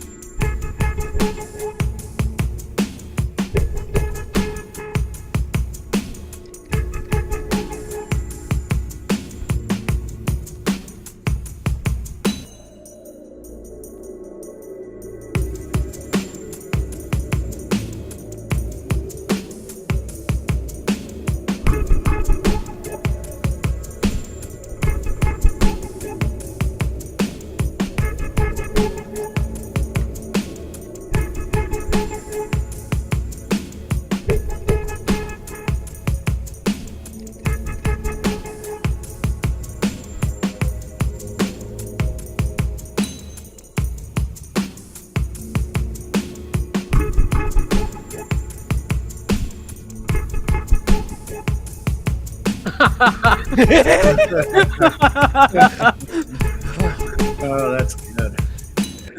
We can That is easily go great. and verify this thing. It's on Google. And this is like somebody added of, oh, come on. Who put that there? Sandwich Islands, where Subway sandwiches started. You get these crazy people reacting to each other, and but I mean, it's just silly, right? It is. It is, but I do want to say we have caught Google Earth changing images before. So like I get the thought, like with the thought process behind that. Obviously, this is the really good goof, but like we have caught Google Earth, altering, and NASA, for example, altering images of whether it's Mars or Antarctica or whatever. So like the precedent's there, but right. And you can't just that's the thing about conspiracy is a lot of people go full hog. Everything they hear, every conspiracy they hear is automatically true to them. Instead of actually taking the time, doing some research and coming to conclusions on your own, you're a repeating machine. You just repeat whatever you hear. And then also, if you actually go to Google Maps and if there's actually something there, you don't see a picture pop up. You can actually zoom in to No, you can pop up a picture by adding it, but that's not the real thing. But that's hilarious that someone added that. It's really By the way, Nick and I actually back like a year or 2 years ago, we actually located a UFO on snow on Google Map. That was like an actual recorded by the Google camera, not like a photo. It was a real thing, nice. and then it disappeared. From Google Map. But Nick and I actually did that by we went there by coordinates. I actually found that, and then Nick and I actually went through this whole thing. I have to find the coordinates again, or at least the video. But we didn't watch the whole video. We actually went to the location and saw the UFO was there. So Google has recorded some UFOs. Oh yeah, for sure. Yeah, and then they scrub them once it's recorded. It's like you can specifically see from a specific angle because the camera is motion recording. So in only a specific screen angle you can see it, and then when you move, it's disappeared. Even their cars, the ones that they go on the road and take images while they're on the road. So some of those had UFOs in them. Yes. Okay, guys, and now I want to present to you. I want to present to you the guy you just saw talk about. This is great. Okay. And if you are okay with it, I'm gonna read this whole thing because it's hilarious. It's very good. Okay, here we go. Styled David Wynn Miller, but we'll come to that. Was an American pseudo-legal theorist, self-proclaimed judge and leader of a tax protester group with the Sovereign Citizen Movement. Originally a tool and die welder, Miller is best known as the creator of quantum grammar, a version of the English language to be used by people involved in judicial proceedings. He asserted that this constructed language, which is purportedly based on mathematics and includes unorthodox grammar, spelling, punctuation, and syntax, constitutes the only correct form of communication in legal processes. People seeking remedy with Miller's syntax in court have not been met with much success. This language is incomprehensible to most people, and the proceedings that use it are routinely rejected by courts. But it gets much, much more funny, because this is like Monty Python. Miller lived in Ohio before moving to Milwaukee, Wisconsin. He claimed that at the age of 25, he died for half an hour when an inept surgeon removed both his kidneys and adrenal glands. So his heart restarted spontaneously while outside his body during autopsy. Following this, he said his IQ became 200, his endorphin levels were 6 times normal, and he stopped aging.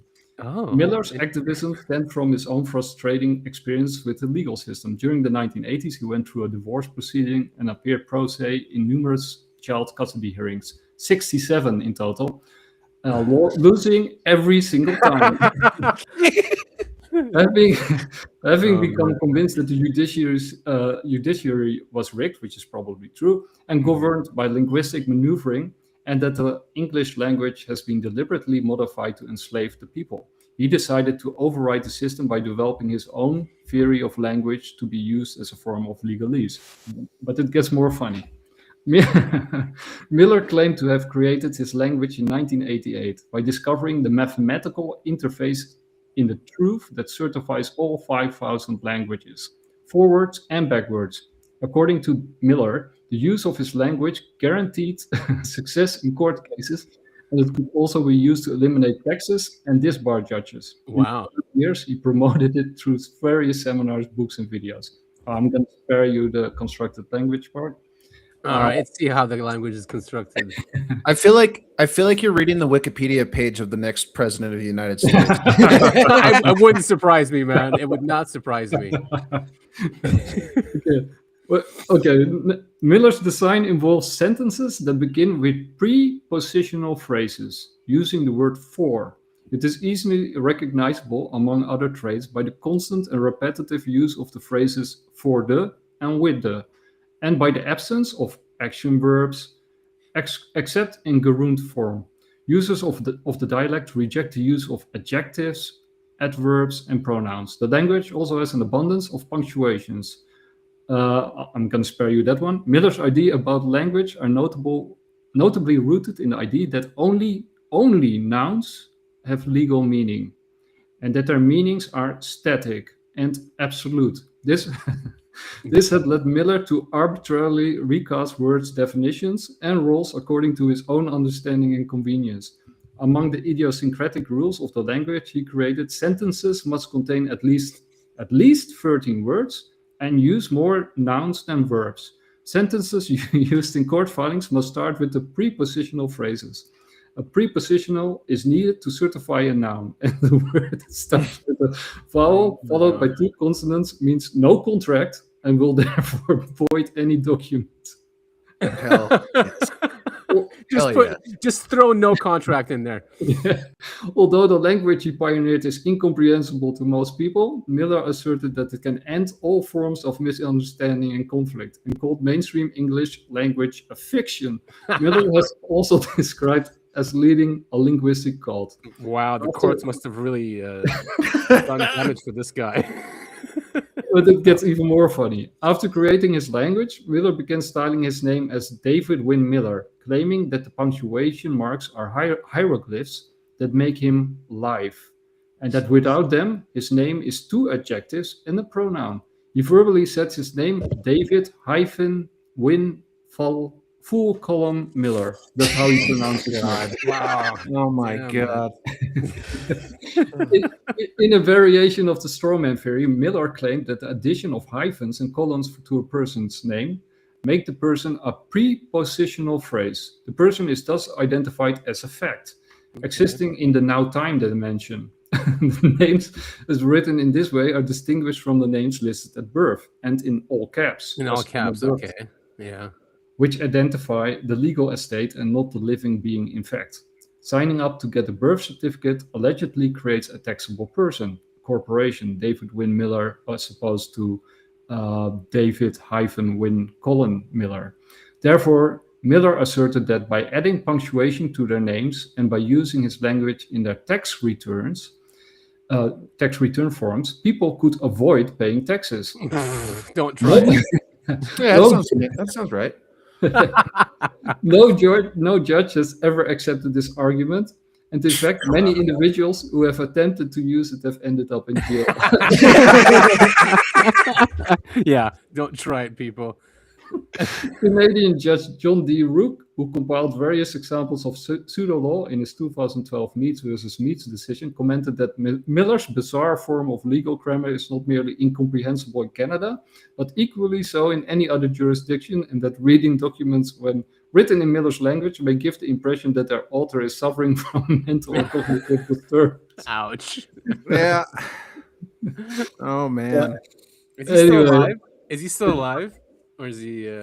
I think he is. But then, sort of, so this is of course totally ridiculous. I think that's pretty obvious. Or is it so ridiculous that it's true? Yeah. I mean, yeah, maybe there is some truth in. I mean, they weaponized the English language. He said, right? So he's trying to fight back. Yeah. Yeah, you got this.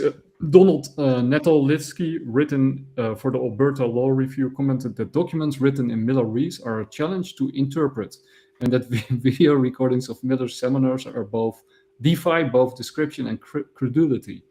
David Peterson, a language creator, observed that Miller's ideas demonstrate confusion about the nature of language in general and of English language in particular, because there's no such thing as context-independent meaning in life or in language. But then, he also had other views, right? So Miller has used and may have originated a scheme found in organized pseudo-legal commercial arguments that cited the Universal Postal Union as a supranational authority. The argument is that affixing a stamp to a piece of paper changes the authority under which it is governed. He assumed the personal title of postmaster and called his followers, the adherents of his cult, the Universal Postal System. Miller, this one is also funny. Miller claimed that he had 1 billion followers. Wow. Good for him. And that Bill Clinton and the entire Supreme Court of the United States were his students. Oh my God. Wow. He also claimed this one is he also claimed to have turned Hawaii into a verb, thus becoming the king of Hawaii. Like many sovereign citizens, Miller asserted that the world is secretly governed by maritime law, which is, there's some truth to that. His own explanation for the situation was that the Earth is a vessel in a sea of space. That's all right. Besides his pseudo-legal ideas, Miller was a proponent of the 2012 phenomenon and also adhered to a wide variety of conspiracy theories, some related to 9/11. He claimed that MasterCard gained control of the US economy on September 17, 1999, and that the steel beams and all the plastic items in the World Trade Center buildings were plastic explosives, which created an electromagnetic pulse as a cover-up for a 12 trillion electronic heist committed during 9/11. Let's see. But my point with this story, besides that it's very funny, well, and you answered the question: who is this dude? Now we know. But there's also truth mixed into the absurdity, right? And then people can say, "Yeah, that's nonsense," because Miller believes this nonsense, and you don't want to be associated with somebody like Miller, right? Exactly. Right. Mm-hmm. Yeah. I mean, there must be something in Greenland that we want other than the location, Okay. No one wants it except Trump. Trump is just insane guy. That's all it is. Someone around him is telling him, though, right? No, he had these kind of things before he became a president, right? He always wanted these kind of things. So now he's a president, he have authority, so everybody's going with that. Nobody was telling him to do that. It's just him. Trump is an insane person. He He is. should be impeached. They asked him the other day. They're like, "So what would stop you doing what you want?" He goes, "Only I can stop myself. Only me, my thoughts." Nah, his Right? boss, His boss, BB. BB. Aha. Yeah. There's a lot of truth in there. Or at least Miriam Adelson, which but actually it's BB. That's who hold the cards right now. whenever he visits. I'm actually, I'm going to contend for the $1 million because you can actually win $1 million for the best article on X. Elon Musk Really? Yeah, on my birthday, he put out this what you call it? Competition for the best article on X, and you have to participate and drop your article before January 30th, and then the best article wins. Like the topic? Any topic? Any topic. Huh. Okay. Best of luck. You're competing against a lot of big writers then. I know, but I think if there is a voting, I'm voting for you. It's worth the try. Definitely. Yeah, just so I had this thing lying on the shelf for months, and I sort of I did a lot of research, but I thought it was too ridiculous and too outlandish, and then Trump did the stuff that I predicted, and now this competition happens, so I'm gonna write the article that I sort of have half written, and I'm gonna competition, and it sort of ties into all this stuff that we talked about today. So I'm not going to give it away yet. Yeah. I'm first going to finish it, and then you guys will be the first to read it. And nice. And actually, if we will read it, yeah, but publish it before you discuss it publicly, because maybe somebody is listening and then they copy it. So yeah, publish it. Yeah, nothing said. Nothing said in this discussion even comes close to the stuff that I write in there. So, but anyway, yeah. So if you want to win $1 million, start writing, guys. I'm glad that he's encouraging that, though. It's nice. People need to get back into writing. Yeah. It's gonna go to some chosen one. So, probably God. God Sad will probably win. Why does Musk retweet that moron? It's just insane. Yeah. Well, we know the answer to that, actually. So I got a lot of stuff, but I think we're running out of time to cover all of it. So what do you guys want? Do you want to take a stab at it, or do you want to say we'll save it for next time, or what are we going to do? You really? I mean, I'm open for the next 30 minutes, kind of. Yeah. No. So up to you. Okay. Do it. Yeah. Let's do it. Okay. All right. So I've done a little bit of this detective work, and this has to do with the stuff that with Gary Nolan and Eric Davis. Yeah, no, sort of like the psychic elements of the UFO. Okay, yeah. All right. It has to do with Gary Nolan, and he makes the claim that the basal ganglia is very important for psionics, and it plays an important role for UFO experiencers or people who have been contacted with UFOs. So I'm going to play a little clip to give people an idea of what he is saying. This is from Lex Fridman. At the brains of these individuals, we noticed something right in the center of the basal ganglia in many of these individuals that at first we thought was damage. It was basically an enriched patch of MRI dense neurons that we thought was damage, but then it was showing up in everybody, and then we looked and they said, oh, it's actually not. The other readings on these MRIs show that actually that's living tissue. That's actually the head of the caudate and the putamen. And at the time, and I remember even asking a good friend of mine at Stanford, who is a psychiatrist, what does the basal ganglia do? He said, the basal ganglia is just about movement and nerve and motor control. And I said, well, that's odd because, these other papers that we were reading at the time started to suggest that it was involved with higher intelligence and is actually downstream of the executive function and involved with intuition and planning. And then if you think about it, if you're going to have motor control, which is centralized in one place, motor control requires knowledge of the environment. You don't want to move something and hit the table. Or if you're walking across a room, you want to be aware and cognizant of what you might bump into. So obviously, all of that planning requires access to all the senses. It requires access to your desires, memory, knowledge of where and what you want, and desire to walk near or by. Like I use the example of you're at a party, you want to avoid that person, you like that person, the waiter's about to drop something. All without thinking, you maneuver. So that actually, all that planning is done in the basal ganglia.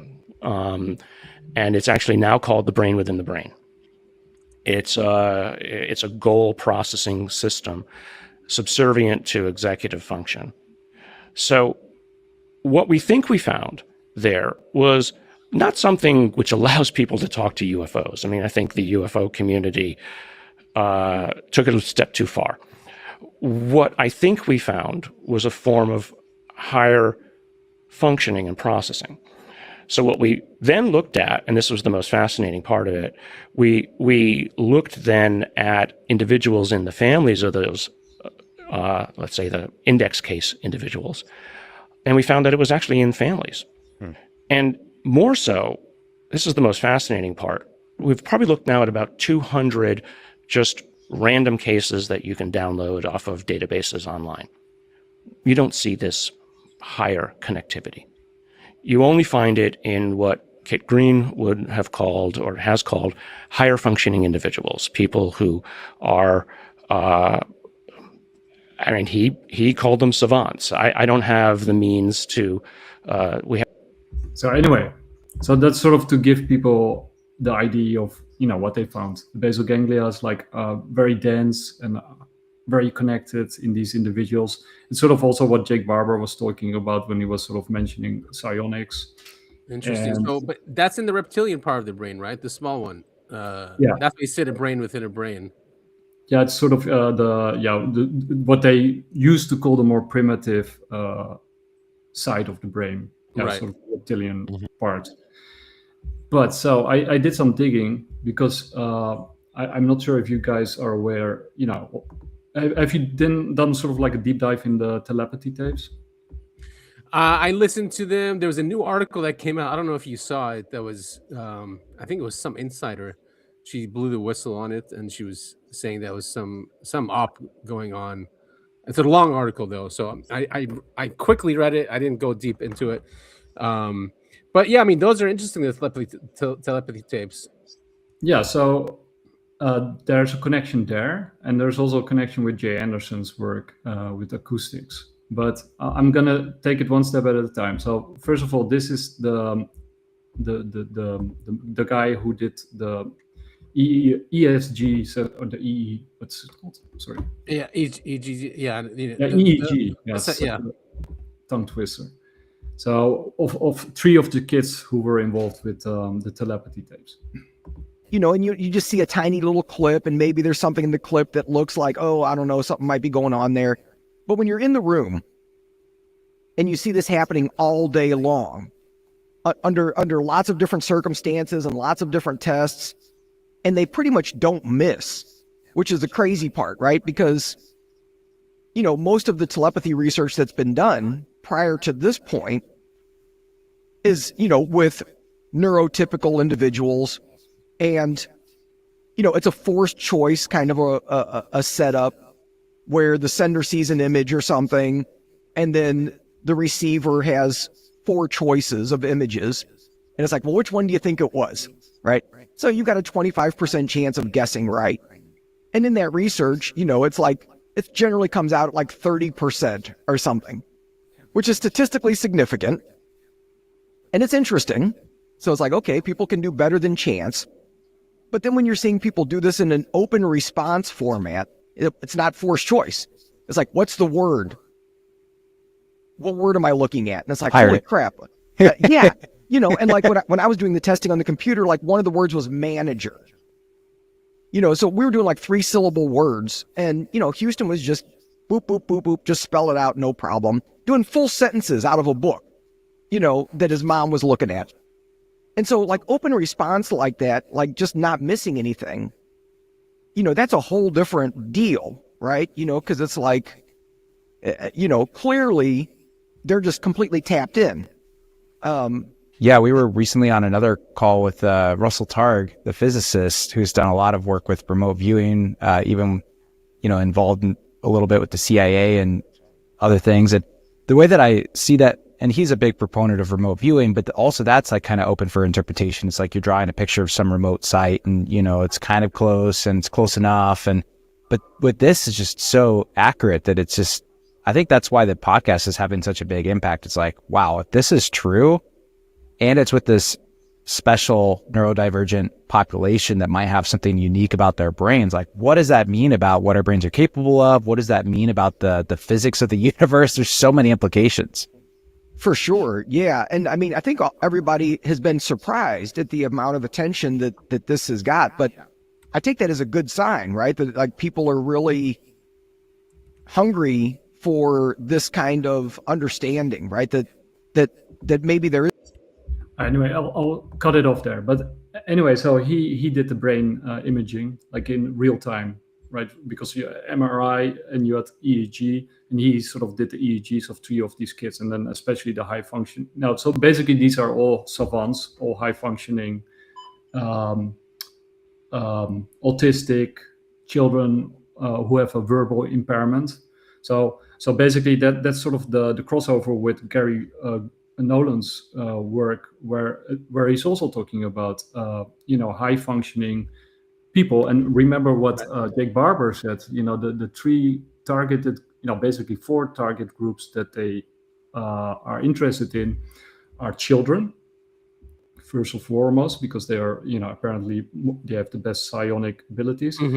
Secondly, women. And then thirdly, left-handed gay men. And then as a subgroup or sort of collective subgroup, you could say everybody who's not from a developing world or from a developed world. So sort of developing worlds, that those people are more interesting and have more, abilities when it comes to psionics and psi power. And so when you sort of go into this, and that's very interesting. Wait, I'm gonna put on my glasses. Yeah, where is Skywatcher these days? They were supposed to prove aliens were real. Yeah, I think they got the dog whistle. They had to blow. The feds got to them. Yeah, and wait, the Matthew Pines is also gone from X, if you noticed. Oh yeah, that's right. So anyway, now even and Topher sent me something from Bigelow as well about because he's studying consciousness now.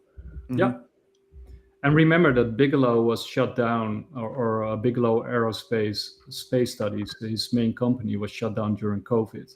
Yeah, right. So that I find that also very interesting, because of all the aerospace companies out there, Bigelow Aerospace was the most interested in all of this stuff and the most open about it. And he was friends with Harry Reid, and Harry Reid was the one who actually, did all the OSAP and the ATIP stuff, and who sort of connected with Christopher Mellon, and this whole movement is sort of has close ties and Skinwalker Ranch with all the stuff that it starts with Bigelow. Right. It does, yeah. And he's the one who's been trying to get the information out of the government. Yeah, so I find it very interesting that he was sort of targeted. It feels like he might have been targeted with. I'm not saying he was, but I don't know. Maybe he was just running his business inefficiently or whatever. But anyway, so but so it's a National Institute for Discovery Science. NITS does a lot of research in this area. But when you sort of connect the work from Gary Nolan and the basal ganglia, and you put it together with the research from these the telepathy tapes and the EEG scans, then you sort of get this. So the podcast reinforces and extends this by focusing on the same Okay, wait, I can skip that. Torrent Terrace EEG analysis of 3 nonverbal autistic participants during telepathic task. While it doesn't explicitly mention the basal ganglia, the findings emphasize right frontal and parietal lobe activity. So right frontal, parietal lobe activity, the same region as J. Anderson. Regions that interconnect with the basal ganglia and networks for decision-making, attention, and sensory integration. This suggests a complementary view. Nolan's structural enhancements, MRI visible density, could underlie the functional changes EEG-detected waves seen in telepathic states, potentially explaining why certain neurodivergent individuals excel in anomalous cognition. Let's skip that one. So the theta waves increases. All subjects show elevated theta waves, 4 to 8 hertz, especially around 7 to 8 hertz. In the right frontal lobe during telepathy. Yeah, this frequency matches the Schumann resonance, Earth's electromagnetic field at 7.83 hertz, speculatively linking human brains to environmental or global fields for environmental access. Right hemisphere dominance. Houston had decreased beta waves, which are fast analytical activity, and theta-based boost only in the right hemisphere. Mia showed frontal theta increases and right parietal delta theta during non-telepathic but task.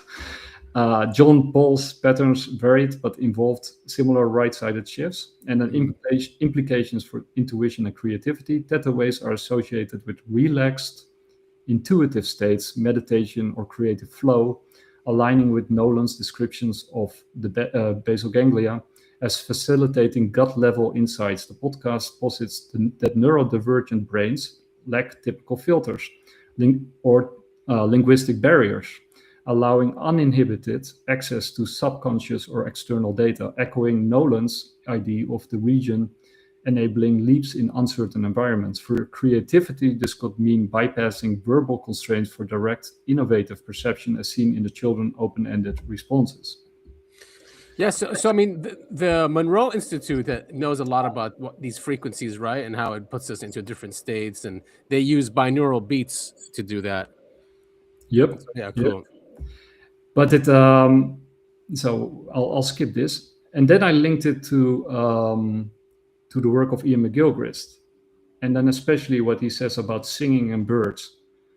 So because that book is magnificent. There's a compelling potential tie-in between Ian McGilchrist's theories of brain hemispheric differences, particularly the right hemisphere's role in holistic, intuitive, and musical processing, and the discussions we've had on Gary Nolan's basal ganglia and the telepathy tapes EEG data, the right hemispheric theta waves during telepathic task, and broader themes of intuition, creativity, and open-mindedness, and anomalous cognition in neurodivergent of UFO-attuned individuals. McGilchrist's works, especially in the book The Master and His Emissaries and lectures from Brain, etc. Well, we can skip that, I think. Okay. McGilchrist argues that the brain's hemispheres aren't just divided by function, left for language, right for visuals, a common misunderstanding, but how they attend to the world. The left hemisphere focuses narrowly, analytically, and manipulatively, breaking things apart, grasping tools, or using literal language, while the right hemisphere attends broadly, holistically, and contextually, integrating wholes, detecting novelty, and processing metaphors, emotions, and social cues. The asymmetry evolved for survival, the left for targeted actions like foraging, the right for vigilant awareness of threats or the bigger picture. So if you guys don't mind, I want to continue reading, but I also don't want to, Wasn't there something with bird speech that came out that people were saying that we're going to understand them in a few years because they're using machine learning? Did you see that post? Yeah, well, yeah, they are actually deciphering more and more animal sounds. Right. It started with mice, laboratory mice. That there are some really nice videos on that, and then they also decoded whale singing, And I think the Chinese guy is also able to decode birds singing, like that they have grammar and syntax and actual words. So coming back to Ian McGilchrist, the right hemisphere excels at intuition, implicit gut understanding from incomplete data, creativity, connecting disparate ideas in a novel way, and open-mindedness, embracing ambiguity, paradox, and new experiences without rigid categorization. McGilchrist describes the right as the master that sees the gestalt, while the left is the emissary that focuses on details but can dominate pathologically in modern culture, leading to overly mechanistic, reductionistic, and materialistic thinking. This right hemisphere bias fosters openness to the unknown, qualities we've linked to UFO experiences, Nolan's lighthouses, and non-speaking autistic in the telepathy tapes. And now was sort of my I think it was super cool. But anyway, I sort of added the singing of the birds. So evolutionary communication, from singing to speech. McGilchrist posits that in our evolutionary past, likely what you meant by, I misspelled it, proto-humans communicated more through right hemispheric modes like music, prosody, tone, rhythm, and gesture before developing left hemisphere articulated speech around 70,000 years ago. He suggests that early hominids used a musical language or musi language, a proto-musical system singing or melodic calls similar to birdsong for social bonding, entrainment, synchronizing with others, and referring to absent things, distant threats or ideas. This wasn't full language, but a holistic embodied form that conveyed emotion and context without words. The birds analogy, he frequently uses birds to illustrate hemispheric evolution. Birds exhibit strong laterality with the right hemisphere or the left eye for broad vigilance, spotting predators and such, and social recognition, kin, while the left handles focused tasks like packing seeds, the foraging that we mentioned. Proto-humans, like birds, may have relied on melodic vocalization for similar survival groups, group coordination without precise words. And now it comes. The larynx connection, you're spot on here. McGilchrist ties this to the larynx evolution descent. In apes and early proto-humans, the larynx, in your throat, was higher in the throat, limiting articulated speech, but facilitating resonant calls, songs, or bird-like melodies for emotional signaling.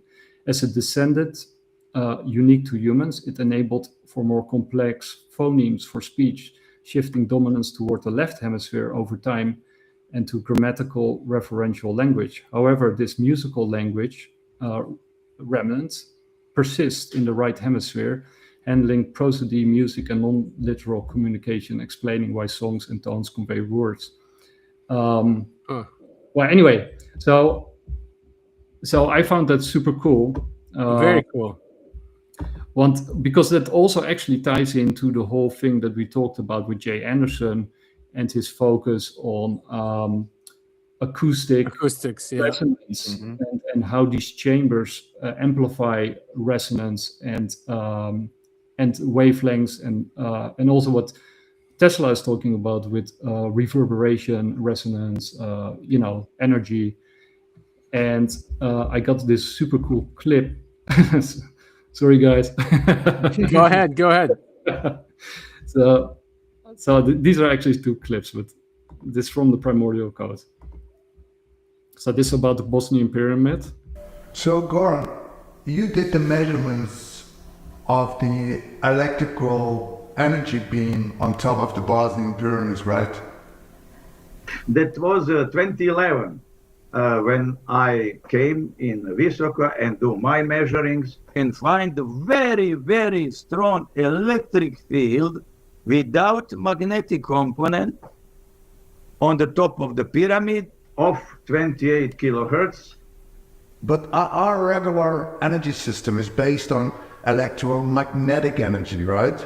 So could you first of all define electromagnetic energy compared to the energy you measured at the Bosnian Pyramids? We have two waves, electric and magnetic waves and propagate in a fourth direction. That's a classical electromagnetic wave which has both electric and magnetic fields. But if I find only vibrations of electric field without magnetic component or vice versa, I can speak about scalar waves. When I find the Tesla words where he said that he does not use Hertzian waves, that mean electromagnetic waves which we use for communication, for radio, TV, mobile, etc., etc. So that was very interesting for me because main frequency of his most famous object which he made is Wardenclyffe Tower, and the operational frequency of his world station was exactly 28 kilohertz. So when we calculate and compare everything of that, what we got was one very interesting form of distribution of energy strength, of voltage amplitude in different points. There we can be absolutely sure that it exists. So this was actually not the right one. Sorry about that, but it is super interesting anyway. But the point is, of course, that that what we talked about in our last show. I think it was with on your podcast. That, I think you mentioned at some point like that we might be using energy or devices which are actually harmful to us and to the UFOs that are visiting us, right? And these are sort of the electromagnetic energy, the Hertzian waves that we use. Well, in the past, these previous civilizations and their remnants, if they still survive, might have just used vibration, like the Nikola Tesla version, like non-Hertzian waves, like of pure vibration, which link to scalar weapons and scalar energy. Yeah. But go on. I mean, Tesla does say that he understood how the Great Pyramid worked, right? So he did hint that it was some kind of energy device or a communication device. So just like what this guy was saying in the video, and that tower as well that he did, was based on the Great Pyramid. Yeah. So I think just older civilizations used technology in a more harmonious way. We obviously have not done that. We have weaponized it, and we extract instead of vibrate with. You know what I mean? Yeah, and so when you sort of maybe I was was a lot of information, of course, but what I was actually trying to say with the whole Gary Nolan telepathy tapes, and then Ian McGilchrist thing is, when you look at that, so what Ian McGilchrist gives us is a sort of evolution where humanity probably used to sing to each other instead of talk to each other. Like singing was probably the way we first started to communicate. That's why our larynx, that can you see at the evolution of our larynx in our throat. And singing, of course, has to do with resonance, but it also has to do with the right brain, so the right frontal brain and its connection to the basal ganglia.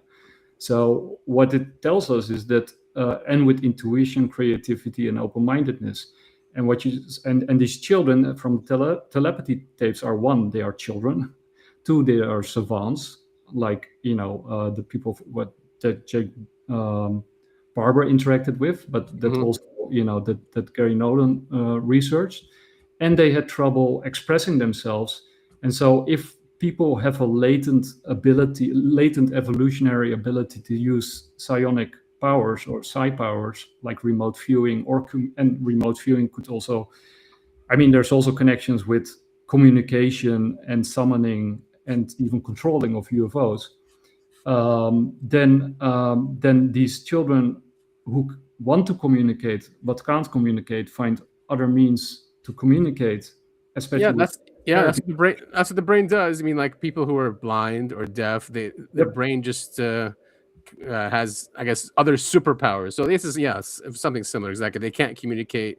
They don't really use words as a filter. So their right brain or right hemisphere is more active, and it's using other solutions to communicate. Yeah, so it's using these latent abilities, which are and basically, so we see that the evidence actually lines up very nicely between the research of Jay Anderson, Ian McGilchrist, Gary Nolan, and the telepathy tapes and the EEG scans from those telepathy tapes. So it's all lining up very nicely. And then I also want to play this clip from this movie, from the Primordial Code. The Earth is always vibrating.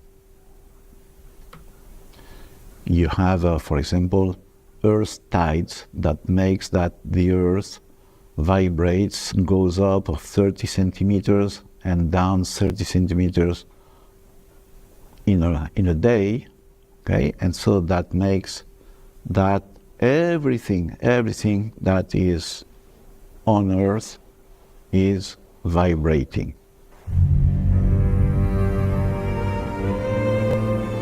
It's the menhir of Pergat.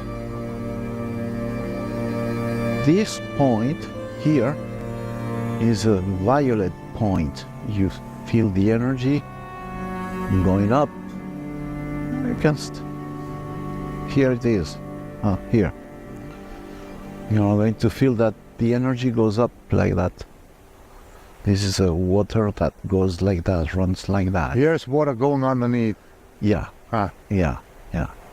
And that makes this an energetic.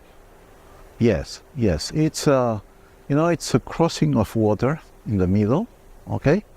And so when you have the crossing of water, you have a vortex of energy, okay? This vortex of energy, there is a difference of potential. Electromagnetic difference of potential, okay? That makes that the vortex, makes the energy, the electricity goes up and down like that, okay? And so this stone is a granite. It's like with mica and quartz, etc., feldspat, for example.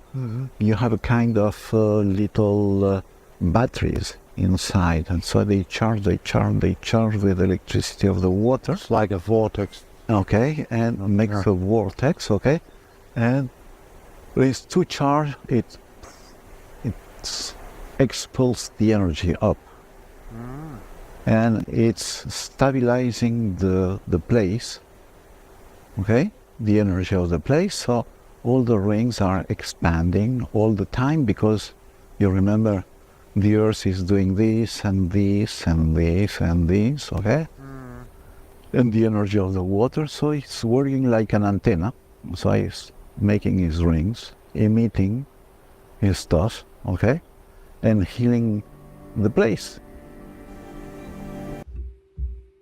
Yeah, see, I mean, yeah, I was going to say, like, it was just, that technology is more harmonious with the Earth and with nature. Yes. Yeah. And it all has to do with vibration, with song, with resonance, with using the natural powers, and it sort of ties into our past, right? Because from evolution, it shows us that we used to, even from an evolutionary perspective, we're likely to have a more harmonious interaction. I mean, like the singing, like, for example, with singing these days, like, first of all, nobody sings these days anymore. But secondly, if somebody sings, it's some kind of celebrity on TV who's singing. Right. And then they're usually singing by themselves. They're not singing in groups. And it's also mediated by electronic devices. And then if you, for example, look at the work of Theodor Adorno and his early work on the, let's say the cultural industry. He says, when you look at music in the past, they had very complex melodies and rhythms, and you see over time that the complexity in the melody and in the song, it becomes simpler and simpler. It becomes more and more focused only on rhythm and less on melody. So melody becomes less and less important over time, and he points out a lot of other things, but music is becoming more mechanical. Right, and they also changed the tuning. We used to tune to 432 hertz, I think, in the past, and then in 1920 they came together and they said, no, we're going to tune to 440 hertz. 432 is in vibration with nature. 440 isn't. So it's weird. It's not strange that they made that. They did it on purpose. They wanted to, I guess, take us away from nature. We're resonating with the machine, and that Right. makes us controllable, and it makes also less aware of our true potential, right? Because I still think that they actually fear us and want to use us by controlling us. Agreed. So, and I do agree with Sid. I mean, that's recurring theme on our podcast, that they want to create less people. But they don't want to eliminate everybody, but they want less people. Right? They do, for sure. People. Yeah. They've been saying that forever, right? And they just won't stop. Just depopulate. Hell, look at the guide stones, the ones that were recently bombed and destroyed in the U.S. I think it said keep the global population under 200 million or something. 500 million. 500 million. Yeah. 500 million. Yeah. Yeah, crazy. Half a billion. Yeah, that was. That is crazy. Yeah. But so, guys, go on. Gonna collapse. You can say that's happening anyway. Even is collapsing, but they got it and gonna do war to reach their goal. Mm-hmm. We're having a population collapse, right? People are not having babies as much. So the system's designed that way. Can't afford to have kids. Yeah, absolutely. And testosterone is down, and people can't have babies unless it's IVF. So they're going to start controlling that now too. Imagine if they have control who gets born. Oh boy, what a nightmare! Yeah, exactly. Or who can have children. And also, with psionics, right? You also see it with animals. Have psi abilities are often better developed than those of humans, right? I mean, Rupert Sheldrake did a lot of research in that regard with, cats and dogs being able to sense when their owners come home or find their way home into, in unknown territory. And there's a lot of stories. I actually have personal stories, but my sister has stories, friends of mine. Basically, everybody I know who has pets have stories about their pets being able to do stuff that shouldn't be possible. Right. Yeah. Right. Especially dogs. I mean, they know where you're going to be probably before you know where you're going to be. Yeah. For example, my sister, she lives on like the 10th floor in an apartment building, and they have two cats. And one of the cats, when she's at home, the cat is lying with her. But when her husband returns, the cat always goes to the door like 5 minutes before he enters, and it's impossible from the 10th floor to either hear or smell somebody coming home at irregular times, right? It was not like that there was like he had like sort of about that he was coming home, but she didn't know when he was coming home, and there was no pattern to it, right? So yeah, it shouldn't be possible. That's impossible from materialistic reductionist scientific terms, right? Right. Yeah. I mean, the truth is we're all connected. Everything's connected, right? Yeah. Even you can take it back to the electric universe as well, and that's what they say. Everything's connected across the entire multiverse or universe. Absolutely. Which is probably why when we explode nukes, these things show up. Because like, what the hell is going on? Yeah.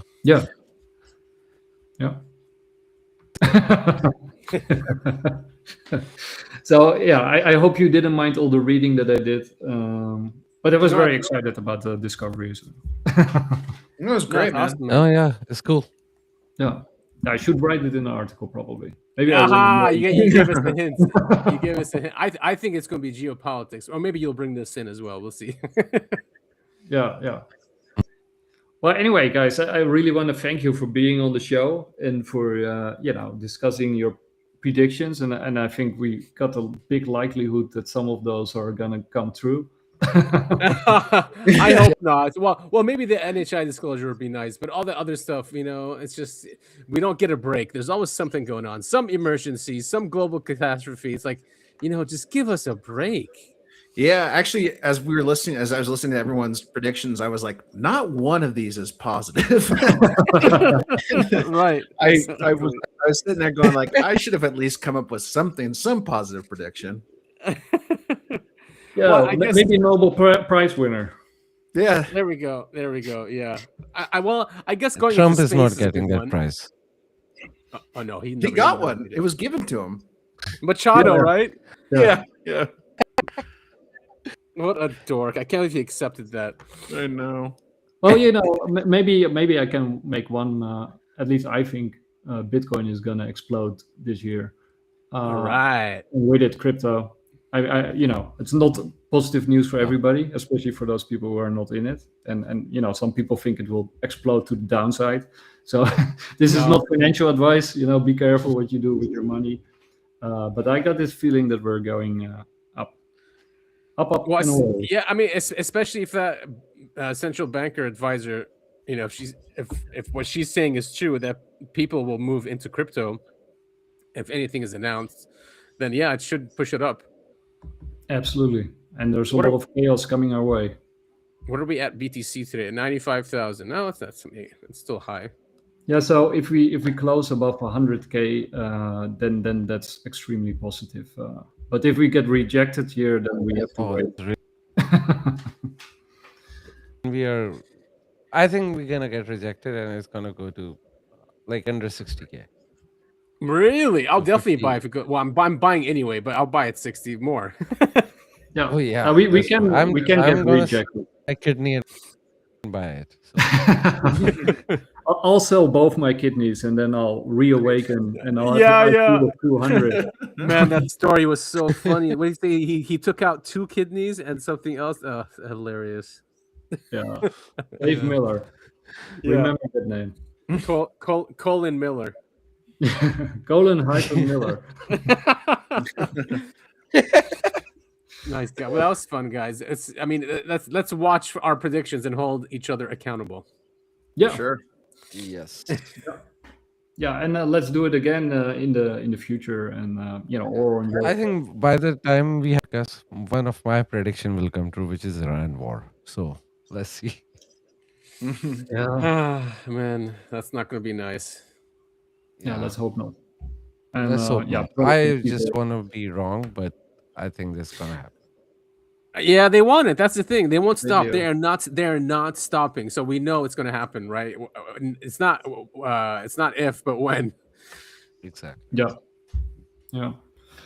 Okay. Yeah. That was amazing. Nice to see you. Yeah, guys. thanks for having us. And looking forward to our next show. Always fun having our chats, our deep philosophical chats as well. We definitely like going down that route, and glad you guys are back too. That last week's show was good. Hopefully everyone will like this show as well. Yes, and I'll send it over to you in a bit. Nice. Yeah, so I'll upload it tomorrow to our podcast. Cool. Yeah. So guys, I wish you a really nice evening, I guess, over there. Afternoon almost, lunchtime. Afternoon. That's a long show. And I'll be heading to bed pretty soon. Enjoy. All right. Good night. Thank you. Take Bye. care. All right. Bye. Bye.